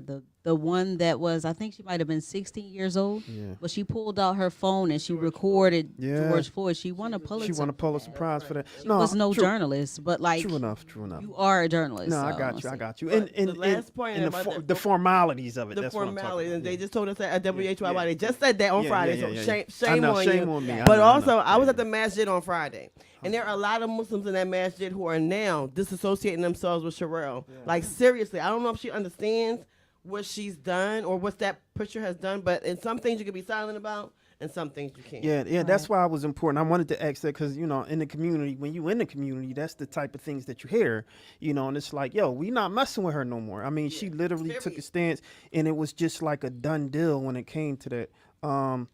David O is here. He's at the door. Can someone go and get him? You want to go to the sizzle? Want to do the sizzles real quick before we come? All right. So we're going to go right into the sizzle, and then we're going to have David O. So, Sizzle, holla at me early. All right. So comedian Michael Blackson, he's inked a deal with Celebrity Boxing, and he's not wasting any time, okay? So after officially signing his contract with our friend Celebrity Boxing founder, CEO Damon Feldman, Michael Blackson, shout out to him. Shout out to him. We got to get him back here in the studio. But Michael Blackson started calling out several comedians by name that he wants to fight. Michael Blackson called out Kevin Hart. I'm sorry. Cat Williams, Ray Davis. You mother sucker. And DC Young Fly. DC Young Fly. So Kevin Hart and Michael Blackson, they have a history which dates back to they from Philly, though. Yeah, it's like, come on now. But like Michael Blackson had his comedy jokes he made about Kevin Hart's cheating scandal that played out in 2017 when his wife was 8 months pregnant. Yeah. Well, Mike and Kevin had hashed out their differences in 2018 at the 76ers playoff game. Yeah. But it looks like the beef is back on. So, I would be curious to see if, what's going to go on with that. Mm-hmm. Dwight Howard, he has denied allegations in a civil lawsuit filed by a man in Georgia who has accused him and another individual of sexual assault, battery, false imprisonment, and emotional distress. So Stephen Harper alleges he met Dwight on Instagram, and then he went to Dwight's house. Long story short, Stephen was on his way, and Dwight Howard texted him and asked him if he wanted to partake in a third party, join in their little arrangement. Stephen declined, but when he got to the house, he was just surprised by this man that was identified as Kitty, who walked out. And Stephen said at that point he was forced into this encounter with both Dwight and Kitty. So Dwight is denying those allegations. Well, Mace, he chimed in on his talk show. It is what it is. Mace offered his opinion, saying we have to stop telling people we don't care what they do on their own time, because we do care what they do. Mace said we tell people it doesn't matter, but behind your back it does matter. He said there's 30 teams out there that did not sign Dwight Howard because it matters. Mace said it's never consensual if you surprise somebody. Mace also used the example that if you're with somebody alone and somebody walks out of a side door with a leprechaun outfit on, it's no longer consensual. He said if it's not decided on beforehand, then it's just not consensual. Right. But Dwight Howard, he kind of spoke out saying that whatever goes on in his bedroom is none of anybody's business. So, yeah, just that one, that's a tough one. Interesting. Right Yeah, definitely. yeah. So, the celebrity sizzle goes to Rock Nation. And it's no question that drum roll? it's all good. But it's no question that Jay-Z has had an amazing career as an artist, including most #1 albums, 14 of any solo album on the Billboard 200, first rapper inducted into the Songwriters Hall of Fame, and so much more. Well, Rock Nation created this exhibit, and per the library's website, Brooklyn Public Library is pleased to present the Book of Hov, an installation created by Rock Nation to celebrate the life and work of Sean Jay-Z Carter. The Book of Hov features never before seen images, art, and ephemera from the artist's archives, providing an unparalleled look at an extraordinary life and career. So this is free. You don't need a library card, and there's no admission fee. Check out the interview that he did with Gayle King, which was dope. He officially answered the question of what should you do? Should you take the $500,000 cash or lunch with Jay-Z? He said take the cash and buy those albums. I know that's right. So the exhibit ends December 4th on Jay-Z's birthday. So I'm going to try and go and see it. It sounds like it's going to be awesome. Take your kids. That's funny. Yeah, that's funny. All right, I'm your girl, Lauren Sizzle. And that was the sizzle. And that was the sizzle, ladies and gentlemen. Everybody was talking about that. Yeah. Rick was like, take the. Rick was like, take the interview. You talk to him. Yeah, Sit I'll and take eat, the yeah. interview. You would take the interview? I would definitely take the interview. Yeah. I'm taking the I would take the cash. lunch. I'm listening to every album because he already gave you all the game and every album. He already gave you the gave game. you I already game. have all that. I already have all that. I'm taking the cash. But what I don't have is answers to questions that I have. No, I got you. Yeah. I got you. I got my Well, own- you can't I got buy my that. own question. You can't buy that, so yeah, take the. I got all the albums in the house, so Exactly. you can give me the cash. I'll be all right. I'm gonna flip that. You know what I I'm met saying? him a couple times, so I feel a little different. Give me the cash. That's all right. Give me the cash. What's up? And speaking of art, I have someone with whom I have a tremendous amount of respect for, who has always been in support of the art scene, Thank who has you. always been in support of the artists, people within arts and culture, and always been visible and around. Without further ado, someone with whom I have a tremendous amount of respect for, Mr. David. Oh, how are you, my friend? I am doing very well. Thank you very much. All right. So I want to thank you for coming to the show. You've been here a few times. You're like a friend to the show already. Oh, so thank you Yes, very he much. is. absolutely, and so we appreciate you for coming again. And it looks like it's the y'all at the finish line. Yes. You're campaigning is you see the finish line. Y'all running neck and neck, and how does it feel to finally, I guess, be somewhere where you can see the light at the end of the tunnel? And I have to ask you, have you felt the support from the Republican Party in support of you?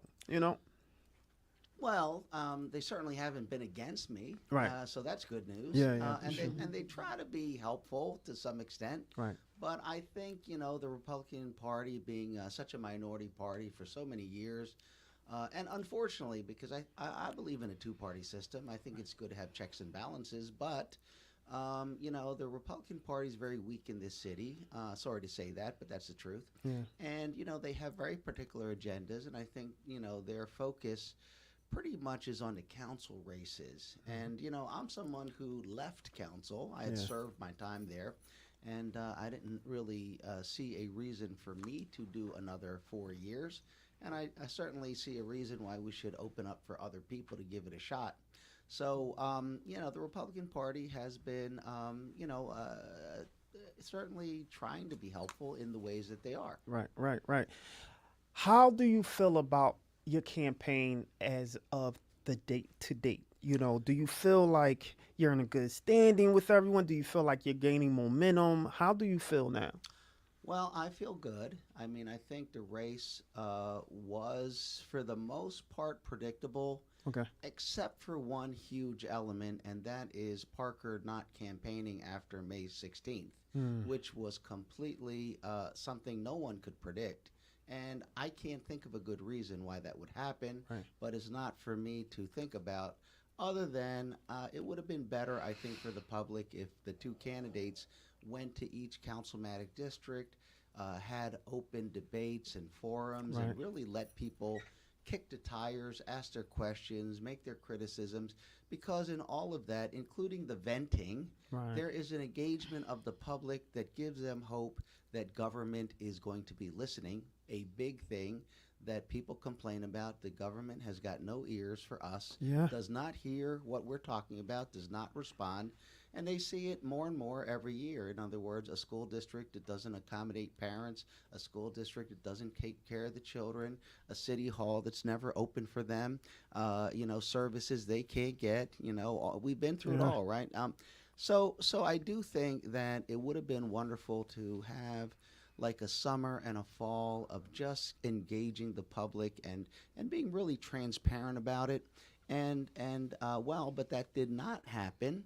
And so, and I didn't think it was going to happen, to be honest. I just thought it would be wonderful if we could do that. But I did expect us to have at least one or two televised debates and at least appear at the same time on the same stage and have some forums and discussions much more than was done. But on my part, it's actually, advantageous for me. Yeah. So I was out all summer, multiple times a day, meeting people, going to Yeah, events. you and was all- busy. Yeah, and oftentimes because they were anticipating two candidates, but only one showed up. And so that just made things much more simpler for me. Right. But at the same time, without two candidates, there are not a lot of interest, and so many events that people were planning just never happened because they couldn't get two candidates, and without two candidates, they weren't interested. Yeah. I was Go wondering. ahead. Yep. I'm sorry. Yeah, I go was ahead. wondering that too because during when everybody's threw their hat in the ring and you kept seeing the debates and just everybody was going here, there, different venues and all that, and the debates were happening and so many people were engaged. And then it was like once it was decided The primary, primaries, Democratic primary. then there was nothing. So now it's like this period where it's so quiet and people are like not even remembering that election is what, a week and a half away? Yeah, Yeah. November Like 7th. right. And why didn't we have those debates? Why didn't we have like the same like I was wanting to see that, like just the two of you debating Well, like I- we saw during the Yeah, the I'll primaries. I'll just say frankly that I was looking forward to the debates and the discussions, and really on the issues. And so I was contacted pretty early on by 6ABC and CBS 3 and a lot of different organization, nonprofit, civic group, newspapers trying to get a date and a time. And I just basically said every time. Whenever I'm in, whatever it is, wherever it is, whatever time it is, and if there are multiple dates, you could just check with Parker, and whatever's good for her is good for me. But she was not agreeing to any of the debates, any of the forums, until finally she agreed to one.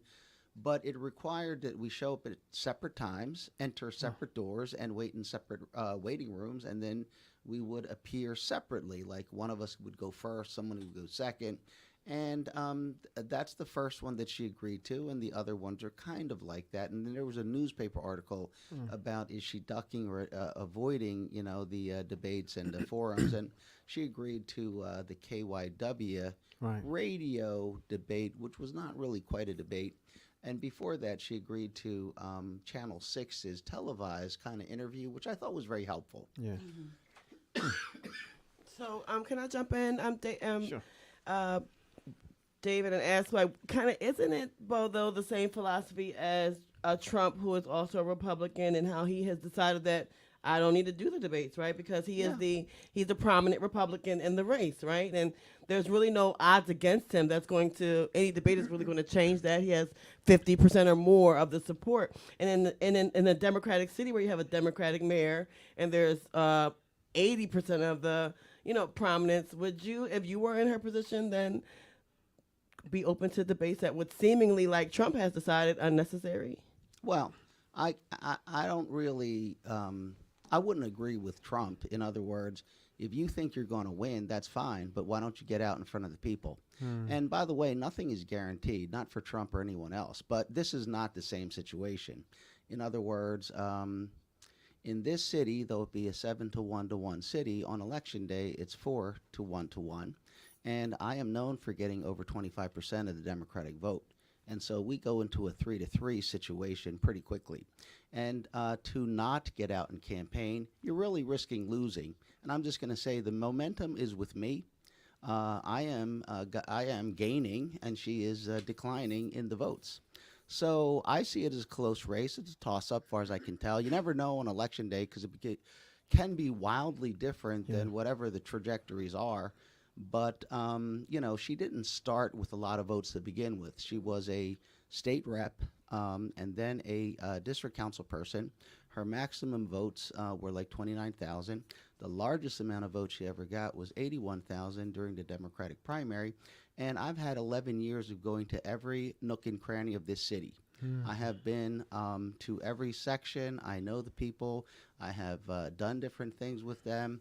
I don't take the summer off. I hardly take a holiday off. I generally, I just don't even do the weekends. So I work straight through, and I do my own initiatives because I don't get any money from this city, and I'm often battling the city government. And so many times I'm taking up the causes of people who have no champion. So I would say if I were, advising her, I would say you really can't take that strategy in this city with David O. because he is used to fighting the Democratic Party, Republican Party, and most of the unions and everybody else. So I'm always underfunded, like 5-to-1. This time 10-to-1. But this is new territory for Parker. She has not had to go into a general election with a competitive race in a competitive race. And I'm not saying she isn't going to win. I'm just saying this is new territory. This is a person who has basically had no opponent and won in May. She had opponents in this primary, was the winner. But why not just keep campaigning until November 7th? Because if you are sure you're going to win, then it's no longer about the win. It's about the unification of people and securing the win. Yeah. But in my opinion, since you're asking, I would say I got the momentum, and people forget real quick, like who was the candidate because they've not seen her. And that raises a question, like if she's the winner and they're ready to celebrate, she's nowhere around, then why did that happen? And I've seen it on the, when I go to community meetings and civic groups, where is our candidate and how come they're not here? And, the thing people wonder is, are you just assuming you're going to win with our vote, like our vote doesn't count? And I would look at it this way, and I'm very critical of it because I basically see myself as a reformer. I was never really a part of any political organization, machine, or whatnot. At the point in time where elected officials don't feel like they need the voters, what they need is a political machine. The machine gets you in. As long as you have the machine, you're going to win. or if you have the right registration or anything like that. But I think that's a sign that someone or some people or a group of people have just been too entrenched and are just way too comfortable because they no longer really hear the people. And I think the machine, and when I say machine, I don't just mean like political organization or groups. I mean all that is attached to them. They're very, very, very removed from the people. And that's why I feel, for example, when I do bills to stop the property taxes and I say they are improper and they are really hurting people, how come they're voted against? Well, whoever's voting against them must not feel like there's any repercussions, about trying to get the parking authority back. Almost everybody in the city would say that's a good thing to do. We're not taking the whole thing back. We just need a cooperation agreement so we know where the money is and we can fund the schools, probably $50 million a year, instead of raising people's property taxes, instead of doing a soda tax. But when I'm soundly defeated by my council colleagues, including Parker, then what does that say? Because what, you're not accountable to the people, or you think they don't know or they don't care? And, now that we're all talking about drones, I did that in 2016 and had nothing but opposition. Really? Oh, sure. So now people are talking about drones, but why? Because they really believe in it or because it's a catchy thing to say right now? In other words, wasn't Parker the one who did a referendum against stop and frisk, like really put it on the charter, said the people need a voice, and they all said they don't want it. And now she's saying she's going to bring it back, plus the National Guard. I mean, is that about changing her position, or is that about pandering to whatever poll she's reading out there? And I just say it's very dangerous to follow polls. Yeah, the polls I've seen, you know what they say? They say like 52%, and I'm not saying they're accurate. Right. I've seen the poll. 52% of people in Philadelphia want the return of stop and frisk. It's very popular to talk about the National Guard. Yeah, that may be true in a poll, but I doubt that is accurate with the voters, with the communities, or anything. Because it's in a very isolated way. You could say, would you prefer this? They could say, yeah, but when you bring it to reality, they don't want it. Yeah, you said a lot, but that particular thing, and she was clear that her position is Terry stops, not necessarily stop. Same thing. It's the same thing. Yeah, you Yeah. could play semantics. Yeah, I'll just clarify because I'm an attorney and got you. and I am I just Well, tell us the difference. Yeah, but just by the way, I Terry just stopped. wanted to Yeah. clear because she just was on the show and this, I she know made it clear. It's the exact same thing. So there's a case. There's a case that went to the Supreme Court called Terry versus Ohio, which laid out the standard by which you can do stop and frisk. It's the same thing. Terry stop, Right. stop and frisk. So no difference, same case. And what the court said is you need two elements, right? Because typically what people will understand is police cannot search you. That you have a constitutional right against unreasonable, unlawful searches. Right. So why is stop and frisk not a violation of the Constitution? Well, they don't have probable cause. That's the main thing. If I Right, see you right. do something, I'm thinking you might be doing something, I can't stop and search you. Why? I don't have probable cause. I can't just like guess you might be doing something. Now, I could stop you to investigate, but you could walk right by me. I can't put my hands on you, right? You have no proof, no evidence. Right. So the only exception is if you're possibly, based on articulable facts, armed and dangerous. So for a police officer, for example, who receives information that you're involved in a crime and that you're armed and dangerous, you may not be, but I can point to actual facts that I received that tells me when I stop you, I can frisk you, pat you down on your outer clothing, specifically to make sure that a weapon is not within your reach. And that's the limit of it. You can't do more than that. But when you send out police, let's say from Northeast Philly to Malcolm X Park, and you say, make sure no one's hanging around the park because we don't want them shooting each other. And then you go up to young black I already men, know what young that's black about. men, right? Jeez. And you say like, go home, and they say no. And you say, come here, let me That's check you out, right? yeah, So yeah, you're yeah. not going to recover anything, right? You're not going to because there was nothing you saw or heard. It's just a harassing way of flexing muscle on you. But you know what? You have a constitutional right not to leave the park. Everybody may want you to, but you're not violating laws just staying out there. You're an adult, you're hanging out in the park, you're not doing anything wrong. That's what it's for, right? Right. So when the police come and say, like, okay, you're not doing what I want, so now I'm going to make you stand up, spread your legs, I'm going to search you, I'm going to go in your pockets. Now they are violating the law. And what I'm saying is, given the history of this city, given the fact that you know what's going to happen, given the fact that the police don't understand what you're saying. When you as the mayor say, go stop and frisk people, they think they have a legal right to do what they're doing. And I've talked to many police officers who do not know what the legal standard is in stop and frisk. And I was gonna ask about that because one thing in her defense, Yep. she talked about making sure that they were knowledgeable enough to make cognizant choices, right? But It sounds like everybody needs to be educated on both sides. Exactly, on both sides. But for me, it's kind of one of those things that if a cop might be having a bad day, it's up to his or under his interpretation to decide, well, what's constitutional or not, right? They have to. Sure. They have to. It's also Jump with it. PTSD. Right. 35 and up for people who have dealt with the stop and frisk and right. having that time, that during living that time of when you would be walking down the street. Now, also, what about those who are licensed to carry and you do have a weapon on you? Absolutely. Then that even opens up another door. It does, and just to kind of put a layer on that, you have a lot of cops that have no communication, like you, and I hate because it always sounds like I'm in support of you, but I don't want to say that. I'm in support of people who I have seen in the community meeting the people, right? Right. And so I see you in the community meeting the people, and so you might be able to talk to a gentleman who may, to someone else, to a police, look intimidating. Right.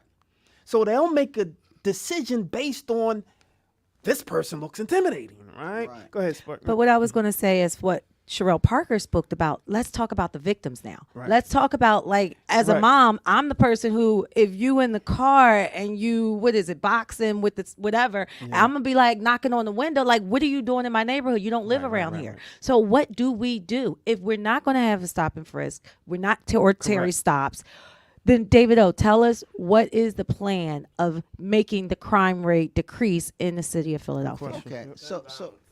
So you can make the crime rate decrease, and you don't need to violate anybody's rights. Right. First of all, when you actually have facts that lead you to believe reasonably someone's armed and dangerous, you have every right as an officer for your own safety to pat them down. Nobody's saying you can't. The problem is when people ask a mayoral candidate, how will you stop crime in Southwest Philly? Oh, I'm going to do stop and frisk. Okay, real bad idea. First of all, you're going to alienate the community. You're vilifying the police. I guarantee you will have problems because you cannot use that tool that way. The best thing you could do is to educate the police. Listen, if you have reasonable suspicion based on facts, someone is armed and dangerous in the process of committing a crime, to protect yourself, you can pat them down. Outside of that, you cannot. That's why we don't use it as a technique. Now, what I will say is there's many ways that you can deal with the criminality and particularly the gun violence that we have. One is we have technology that can identify who's carrying a weapon. And we can use that, right? Now, what we can't tell is you may have a legal weapon. Got you. Right? Yeah, We're not saying just because you have a weapon, you're doing anything wrong. But at least now we're alert. And part of that is we have to calm down our officers. We have to train them. And again, I did a resolution on mandatory minimum force training for police because this is a standard type of thing you do. You don't only train police to shoot people, you train them not to shoot people, to use their judgment. They do it in the military. Yeah. It's not a bizarre thing. But again, my resolution for mandatory minimum force training was defeated in council, and Parker tabled it. I don't get it. I don't get it because you have been one of the most progressive council people who have been putting in, legislation or trying to put in legislation to, come up with solutions, to fix some of the issues that we have.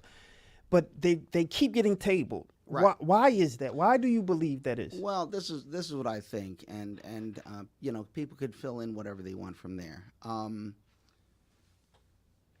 There is a organization like a baseball team, Right. and this team is a team. They don't always agree with each other, but they are the team, and they have this group. And even if they oppose each other, they believe in the value of this team because it's the team that gets the money, that picks the people, that decides who the players are. And sometimes, or many times, the people on this team feel that the management of this team is actually not doing a good job. Yeah. And so really the challenge is, where do the independent minds, the independent thinkers, the innovative thinkers come into play when they are got so much pressure from this organization to not go outside of the bounds. Let me give an example, and it's a little long, but I think it's a good one that I can explain things about. Okay. If there's a pothole, it costs $100 to fill the pothole for 5 years. But in politics, that pothole is a way to get people paid. So someone who is supporting a politician will get the contract for that pothole, but they don't want $100 for 5 years, so they don't fill it so good, and it only lasts for a year. And now instead of $100 for 5 years, you get $500 for 5 years, right? So Corporate planned right. adolescence. No, That's so funny. so what happens is, Yep, wink, wink, wink. You cannot do a good job because Wow. we want to get you paid. Now, after a while, it's not enough to have $500, so that one pothole becomes 3 potholes. Now you got $1,500. Yeah. And after another while, why even bother filling it? How about you just give me a bill and I'll pay you? Because really, my point as a politician, a corrupt politician, a machine politician, is to get you paid, because the greater good is you're on the team and you're there to help us get elected, get the vote out. You're there for that. So we're paying you with public service money, and the problem, which is okay as long as you're actually filling that pothole and doing a Right, good right. job. So now someone gets elected who's an honest person, and they say, you know what, we're paying $1,500 and we're not getting anything. We got this empty. I'm gonna take $300 and fill those 3 potholes and let it last for 5 years. Well, what I do with the $1,500? Well, I'm going to keep paying people, and we'll add the $300. Now it's $1,800 to fill the 3 potholes, because people don't want to step on somebody's toe. They don't want to upset an elected official's, fundraising guy, contract, the party machine, the nonprofit, the for-profit. But if you look at it, we're the poorest big city in America. We have so many problems where people cannot even pay their property taxes, Right. let alone, and they got to pay soda taxes. So how are we going to fix schools, take care of roads, provide social service, mental health, do all the things we're supposed to do according to the law, when we have such a bloated and expensive system that is never going to reduce that $1,500 from people getting paid? And that's the problem, because good people are acquiescing to this whole system, and that's why it's time for a change. So it seems like it's like an uphill battle that you're running on a downward slope. It Well- doesn't make sense. I mean, how do you believe that even if you do, Yeah. I guess it will change if you became mayor? Do you Right. then get the help because now you're part of that team? Oh, I don't need the help. Okay. No, I'm against that team. Gotcha. So let me say this. So let me say this. Okay. No, listen. For I for don't want that 30 team. years, you're swimming upstream. If you want to fight the machine, you're Right, swimming up Niagara Falls. Good luck, Right, you have no right. chance. But 1 year out of 30, you're flowing downstream, because everybody wants that change. They're sick and tired of it. And now the machine is swimming upstream, trying to convince people you like the way this is going. You like losing your house. You like the sheriff's sale. You like a filthy subway system. You like the police coming out, stopping and frisking you. You like the National Guard. No, you don't like it, and they're trying to convince people you got to like this. And I'm just saying, they're swimming upstream. Now, they may win. They may win or they may lose, but the thing is, I don't have a hard race. So how do you then? I see you spark. Right? This is my question to him. Yep. But how do you then, if you become mayor, right? How do you enact or put in, play all of the ideas that you have with no support? Yeah, you don't need support. What Okay. happens is the mayor Right. is a tremendously powerful person in our city. And what happens, the mayor single-handedly runs the whole city employee force. So, for example, if I am mayor on November 8th, Right. I put together a transition team. I have a police commissioner in mind. I have a L&I commissioner. I have a streets commissioner. I have to go find 9 school board members who will agree with what I'm telling them to do. Got you. Right? And there's Got what you. I'm telling them to do. You will make all schools equitable. You will make the budget transparent. You will stop telling people how to live. That is not your job. You will teach kids how to read, write, and all that on an equal basis, and they will decide what they want to be, who they are, and their parents. Now, you as a school, you serve the parents. You serve the community. You're not boss over them. Right. And so we'll get rid of that. And now I'm going to have 5 of you. You're going to pick 1/5 the city, and you're going to go into that 1/5. You're going to know every school. You're going to hold your meeting with the parents, the community, with the kids, and you're going to represent in the school board meeting what they in particular want. Okay. Jeez. Going back to earlier, I have like a 2-part question. So Yes. one is a comment, one is a question. Yes. Going back to the Terry stops or stop and frisk. I haven't heard candidates pull back the layers. Like an onion has layers. The Yes. layers are, we're doing this because of crime in the city, but Philadelphia is the poorest city. So we're talking about stop and frisk, but we're not saying, hey, stop and frisk is going to stop.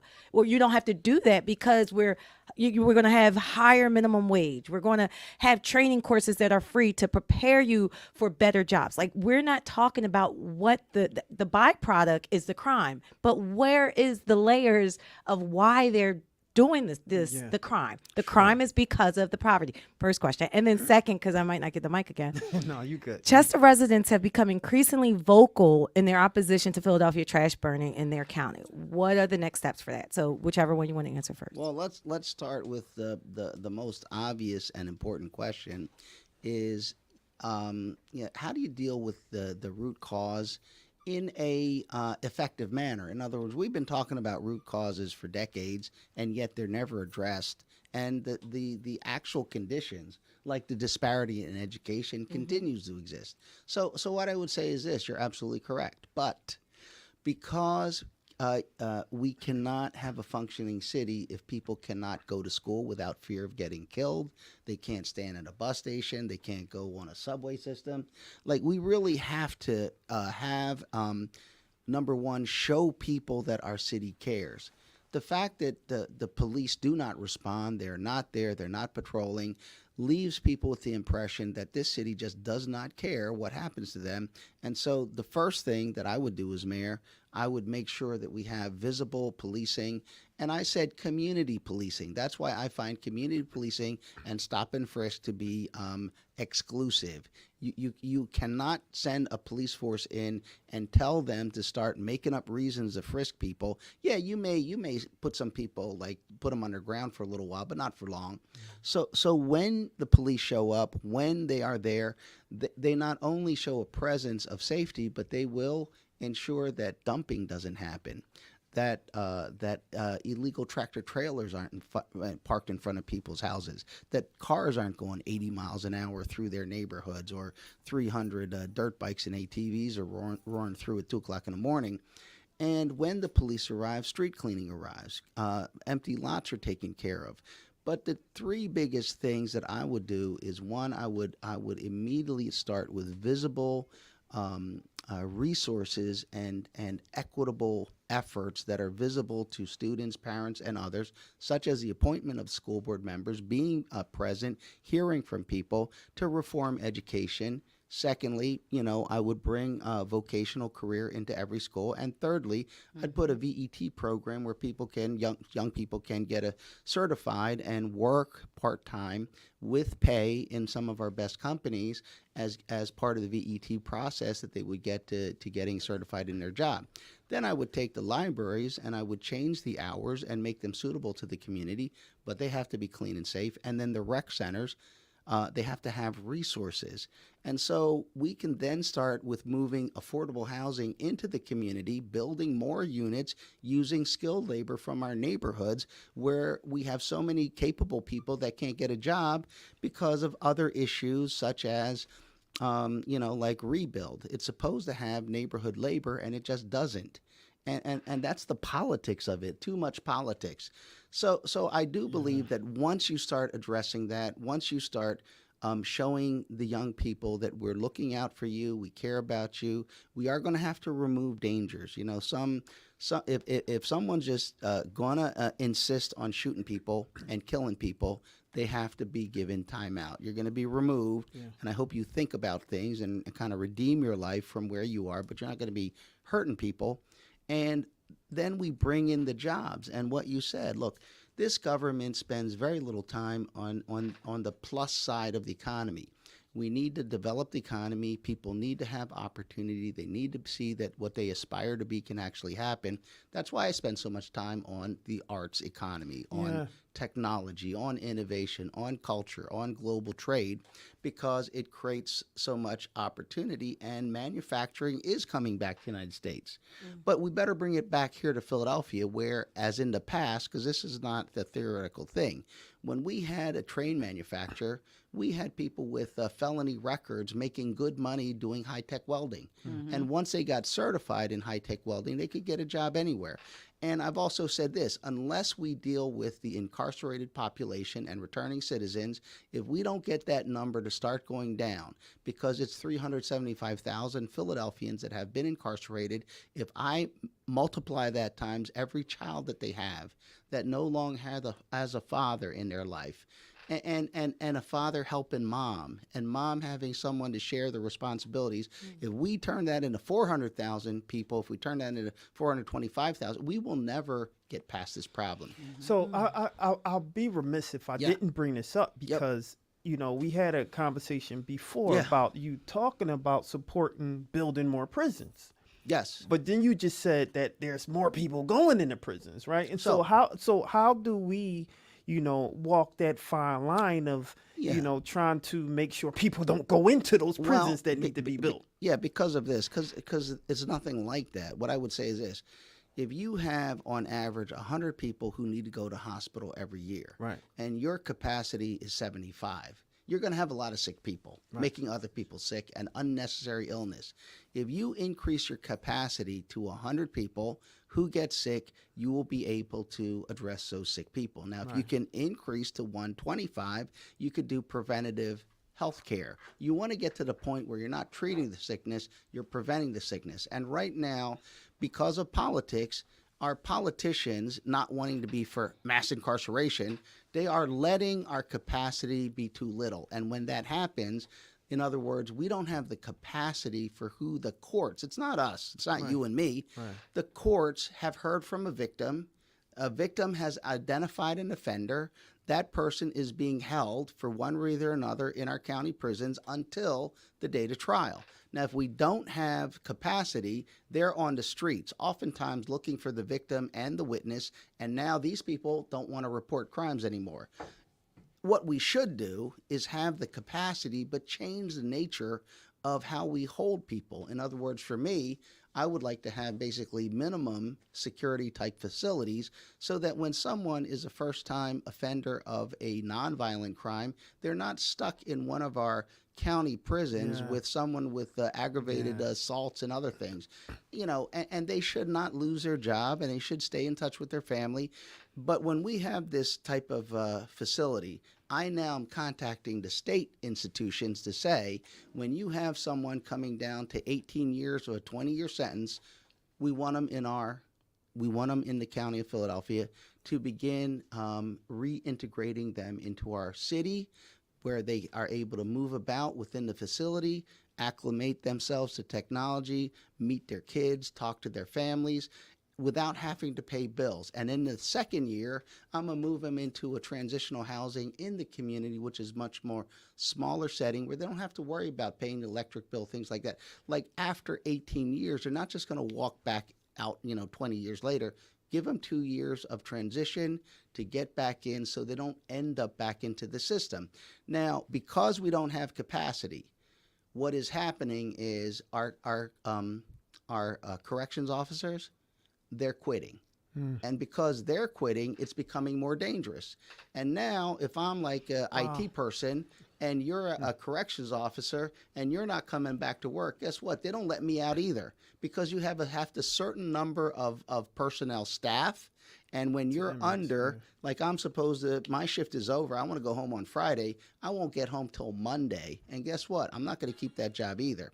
Wow. Yeah, so the mismanagement, like in other words, what I find objectionable, I understand why people would say, don't build a new prison because you're for mass incarceration. Okay, you can say that, but you're not in charge. Right. I'm running for a position to be in charge, and I have to be able to say, I know how you feel, but guess what? Capacity, the lack of capacity is getting people hurt. It's putting juveniles in solitary confinement. We're not moving them. They get no credit while they're in our county. And in our Philadelphia prison system, we have murders, we have violent attacks, because all those people are cooped up in there and they're stressed out and they're locked into their holding cells because what? We don't have enough people. Yeah, we had a couple people send correspondence to us saying that the environment in some of those prisons are horrible. I mean, from not even having either air conditioner or even heat. I agree. And the thing of it that I'm going to say is this. I agree because I was in the district attorney's office. Right. I went to the prisons often. And the prisons were, believe it or not, in better condition in the 1980s than they are now. They've been sitting there getting old. The technology, like air conditioning. Right. The systems are breaking down. And you don't have enough people to watch over the. And so when you don't have enough people, it's like, when you have one kid, you could dote on that one kid. Yeah. When you got 12 kids, guess what? You got timeout rooms, all kind of things going on. We have to have the proper number of people. Because what I'm saying is this. Yeah, we're a prison. But when you're in our custody, you're in our care.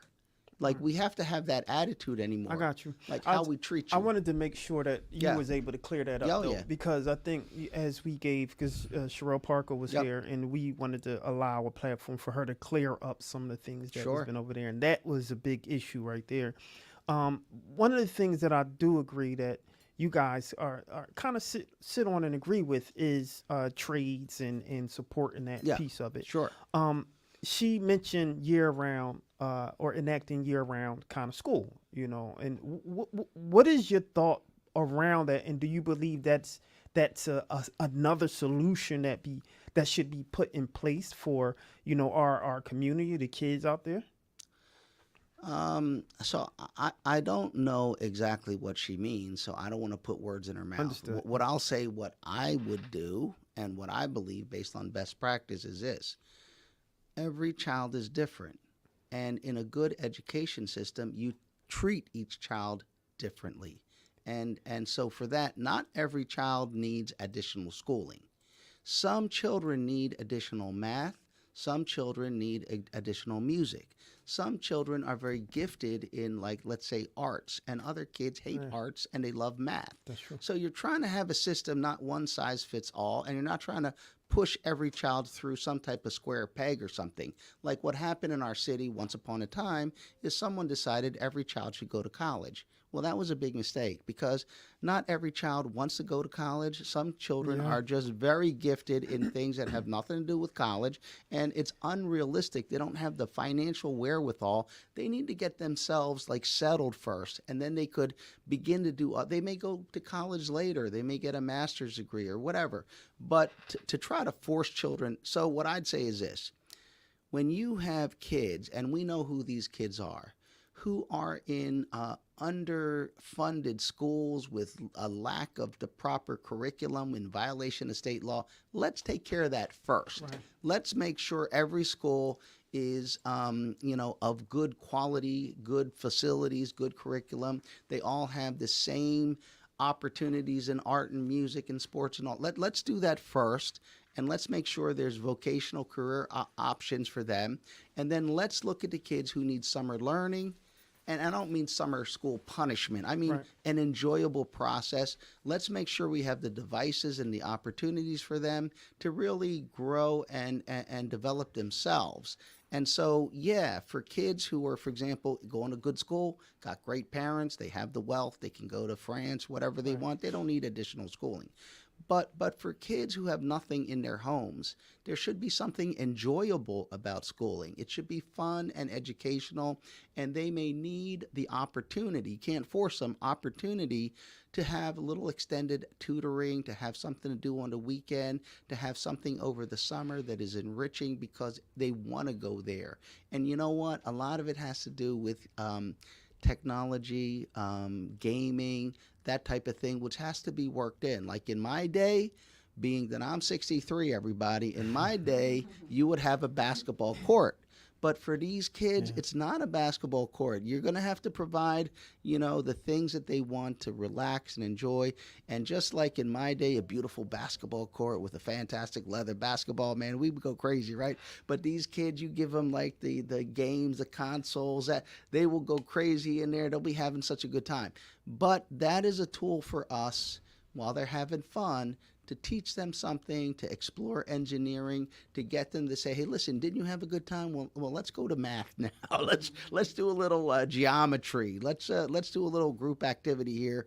Let's clean up the school a little bit. Let's all get together and do some things for the neighborhood." So where is David O at? What is November 8th, right? November 7th. November 7th. Tuesday, November 7th. November 7th. November 8th is when the That's his work day starts. one. Yeah, that's his day one. Well, that's right? when we find out what happened, I Yeah. think, maybe. So where is David O? I want you to do both sides. Yeah. So November 8th, your first day as mayor, what do you do? Or November 8th, you find out you didn't make mayor. Right. What do you do? So I haven't thought past November 7th. Like I don't give it any thought. So what happens is, but I could tell you, obviously if I win the election or lose the election, the next mayor is going to be sworn in the beginning of January. So if I don't win the election, I don't have really much to do but pack up my things in the office and take them home and do that type of thing. And then whatever I'm going to think of because I really have no plans. What I'll say is I didn't intend to do public service. I ended up doing public service, and I've answered the call. I just feel like in life, there's things you want to do, and there's things you are called to do, and you either don't answer the call or you answer the call, right? So I believe in God, and I believe that when I stand before God, God will say, "Hey, I called you. Did you not hear me?" And with what I wanted you to do this thing. Like, about government. You were in city council. Yeah. You know the good and the bad. And I wanted you to believe in me and fight the system for me, for all my children. And I don't care, whatever was going to happen to you, you had to have faith in me to stand up and do the right thing. So listen, if I win, here's the work I do. If I don't win, I do some other work. But I feel also that there's a certain amount that you give to something. Like, in other words, I wouldn't be a councilman for year after year after year, term after term after term. I just feel like you serve for what you have to offer. And when you're not productive, step away, let someone else in. And I didn't want to leave, council and just step away when I know certain things, and I've tried to do things, and I could do it as mayor. I just feel, me personally, there's a lot of injustice in this city, and I just look at the people losing their houses, and I just think about those property taxes and those kids getting pulled out by Department of Human Service and those crying moms and all that. And I'm just saying, man, somebody like the mayor, they should clean this stuff up because they got the power to do it. Yeah, I just want to say thank you for your service. I have seen you really working and being in those places, especially as it relates to the art. I'm an advocate for the arts, so I'm gonna constantly talk about the arts and engage in the arts and how you come in. Because again, a lot of those, extracurricular activities that some of us do, that's our way out. Or we would be in those prisons that you're talking about. Right. Well, let me say this also, but see, and that's one of the things I want to say. is not like a hobby. Right. Like for some people, the arts is who they are. That's right. Like that's that's their blessing, and not everybody's got that. And if they don't fulfill what their calling is, what their gifts are, they're not quite the person they're supposed to be. We can't deny them that and say, oh, you just want to goof around with some art stuff. No, we have to say, no, that's who you are. And you could be really great at it. You could contribute well in so many ways. We as an education system, we gotta meet your needs and your desires, and not say, hey, that's just nonsense. Yeah. You should go to college and be an architect. That's not for us to say. Yeah. The one thing is better than the other. Yeah, so I want to thank you for coming to the show. This is to the show 3. Yeah. Yep. You've been here 3 Nice. times, and so we always ask you a lot of the questions. You answer them with no issues. I want you to go ahead, Spark. Did my question? I had a 2-part. I don't think it got answered. I didn't get the part 2. Yes. The Chester residents regarding the trash burning for Philly. Are there any next steps for that? Well, it depends on who the mayor is, but if I am mayor, I am not sending my trash to pollute some other community. There you You go. know, it's as simple as that. I wouldn't want them to send their trash to our city to pollute our city. Now, if we are sending our trash being told it's being properly disposed of, okay, that's fine. But if we now know it's just polluting stuff, we need to stop it. Now, does it make it tough for us? Yeah, it does. We're going to have to find a place where this trash goes, where it's properly disposed of. But my point is, you can't just send it somewhere and let it be, adverse to the health and interests of another Negligence. community. Yeah, we can't do that. Thank you for answering Yeah. that. Is there anything else you want to say to the community before you leave? We Cherelle Parker was able to say her last words. We want to give you, your last words. Yeah. Your last kind of pitch to the Yeah. community. You know, we only do the mayor election once every 4 years, and whoever gets elected mayor, they're usually there for 8 years. Yeah. And so if you look at it this way, if we don't get a change now, you're stuck with what we got for another 8 years. And I'm just gosh, saying, that me sounds scary. personally, I am for a thorough change. I'm for a whitewashing, scrubbing Yes. of this. think The we need politics is terrible. And they're too comfortable. They don't care to respond. You can't get them on the phone. Whatever your complaints are, they don't hear you. They are too entrenched. And I would just say this, please, please vote for me and let me clean some house. Power washing. Wow. Yeah. And one more question. Yeah. What will you do for independent black media? I know Oh, there you you said go. that before, but Well, listen, I will do a lot for independent black media and for other independent media because, quite frankly, and I'll just say this publicly, I find that the mainstream media, is very, very unsatisfactory. There's just too much political consideration. They're all part of the system. You don't get like the whole independent thought, the independent research. You don't get a different perspective. You can't, like independent media, you're bringing on different people, you're exploring different things. I wish the mainstream media was like, we imagined them back in the days of Walter Cronkite or something. But today, with so many platforms, so many ways to get your news, people are not just going with mainstream media anymore. And the future is bright for independent media, like the arts, right? Yeah, that's right. It's bright if we support it. And if independent media is doing such a bang-up job, guess what? They're going to bring mainstream media into the same level because right now, mainstream media is not holding up their end. You heard it. I'm trying to tell you, ladies and gentlemen. Listen, like that one of the I know, right? One of the things that we were excited to see is looking through our analytics, and we reach over 2 million people. Right.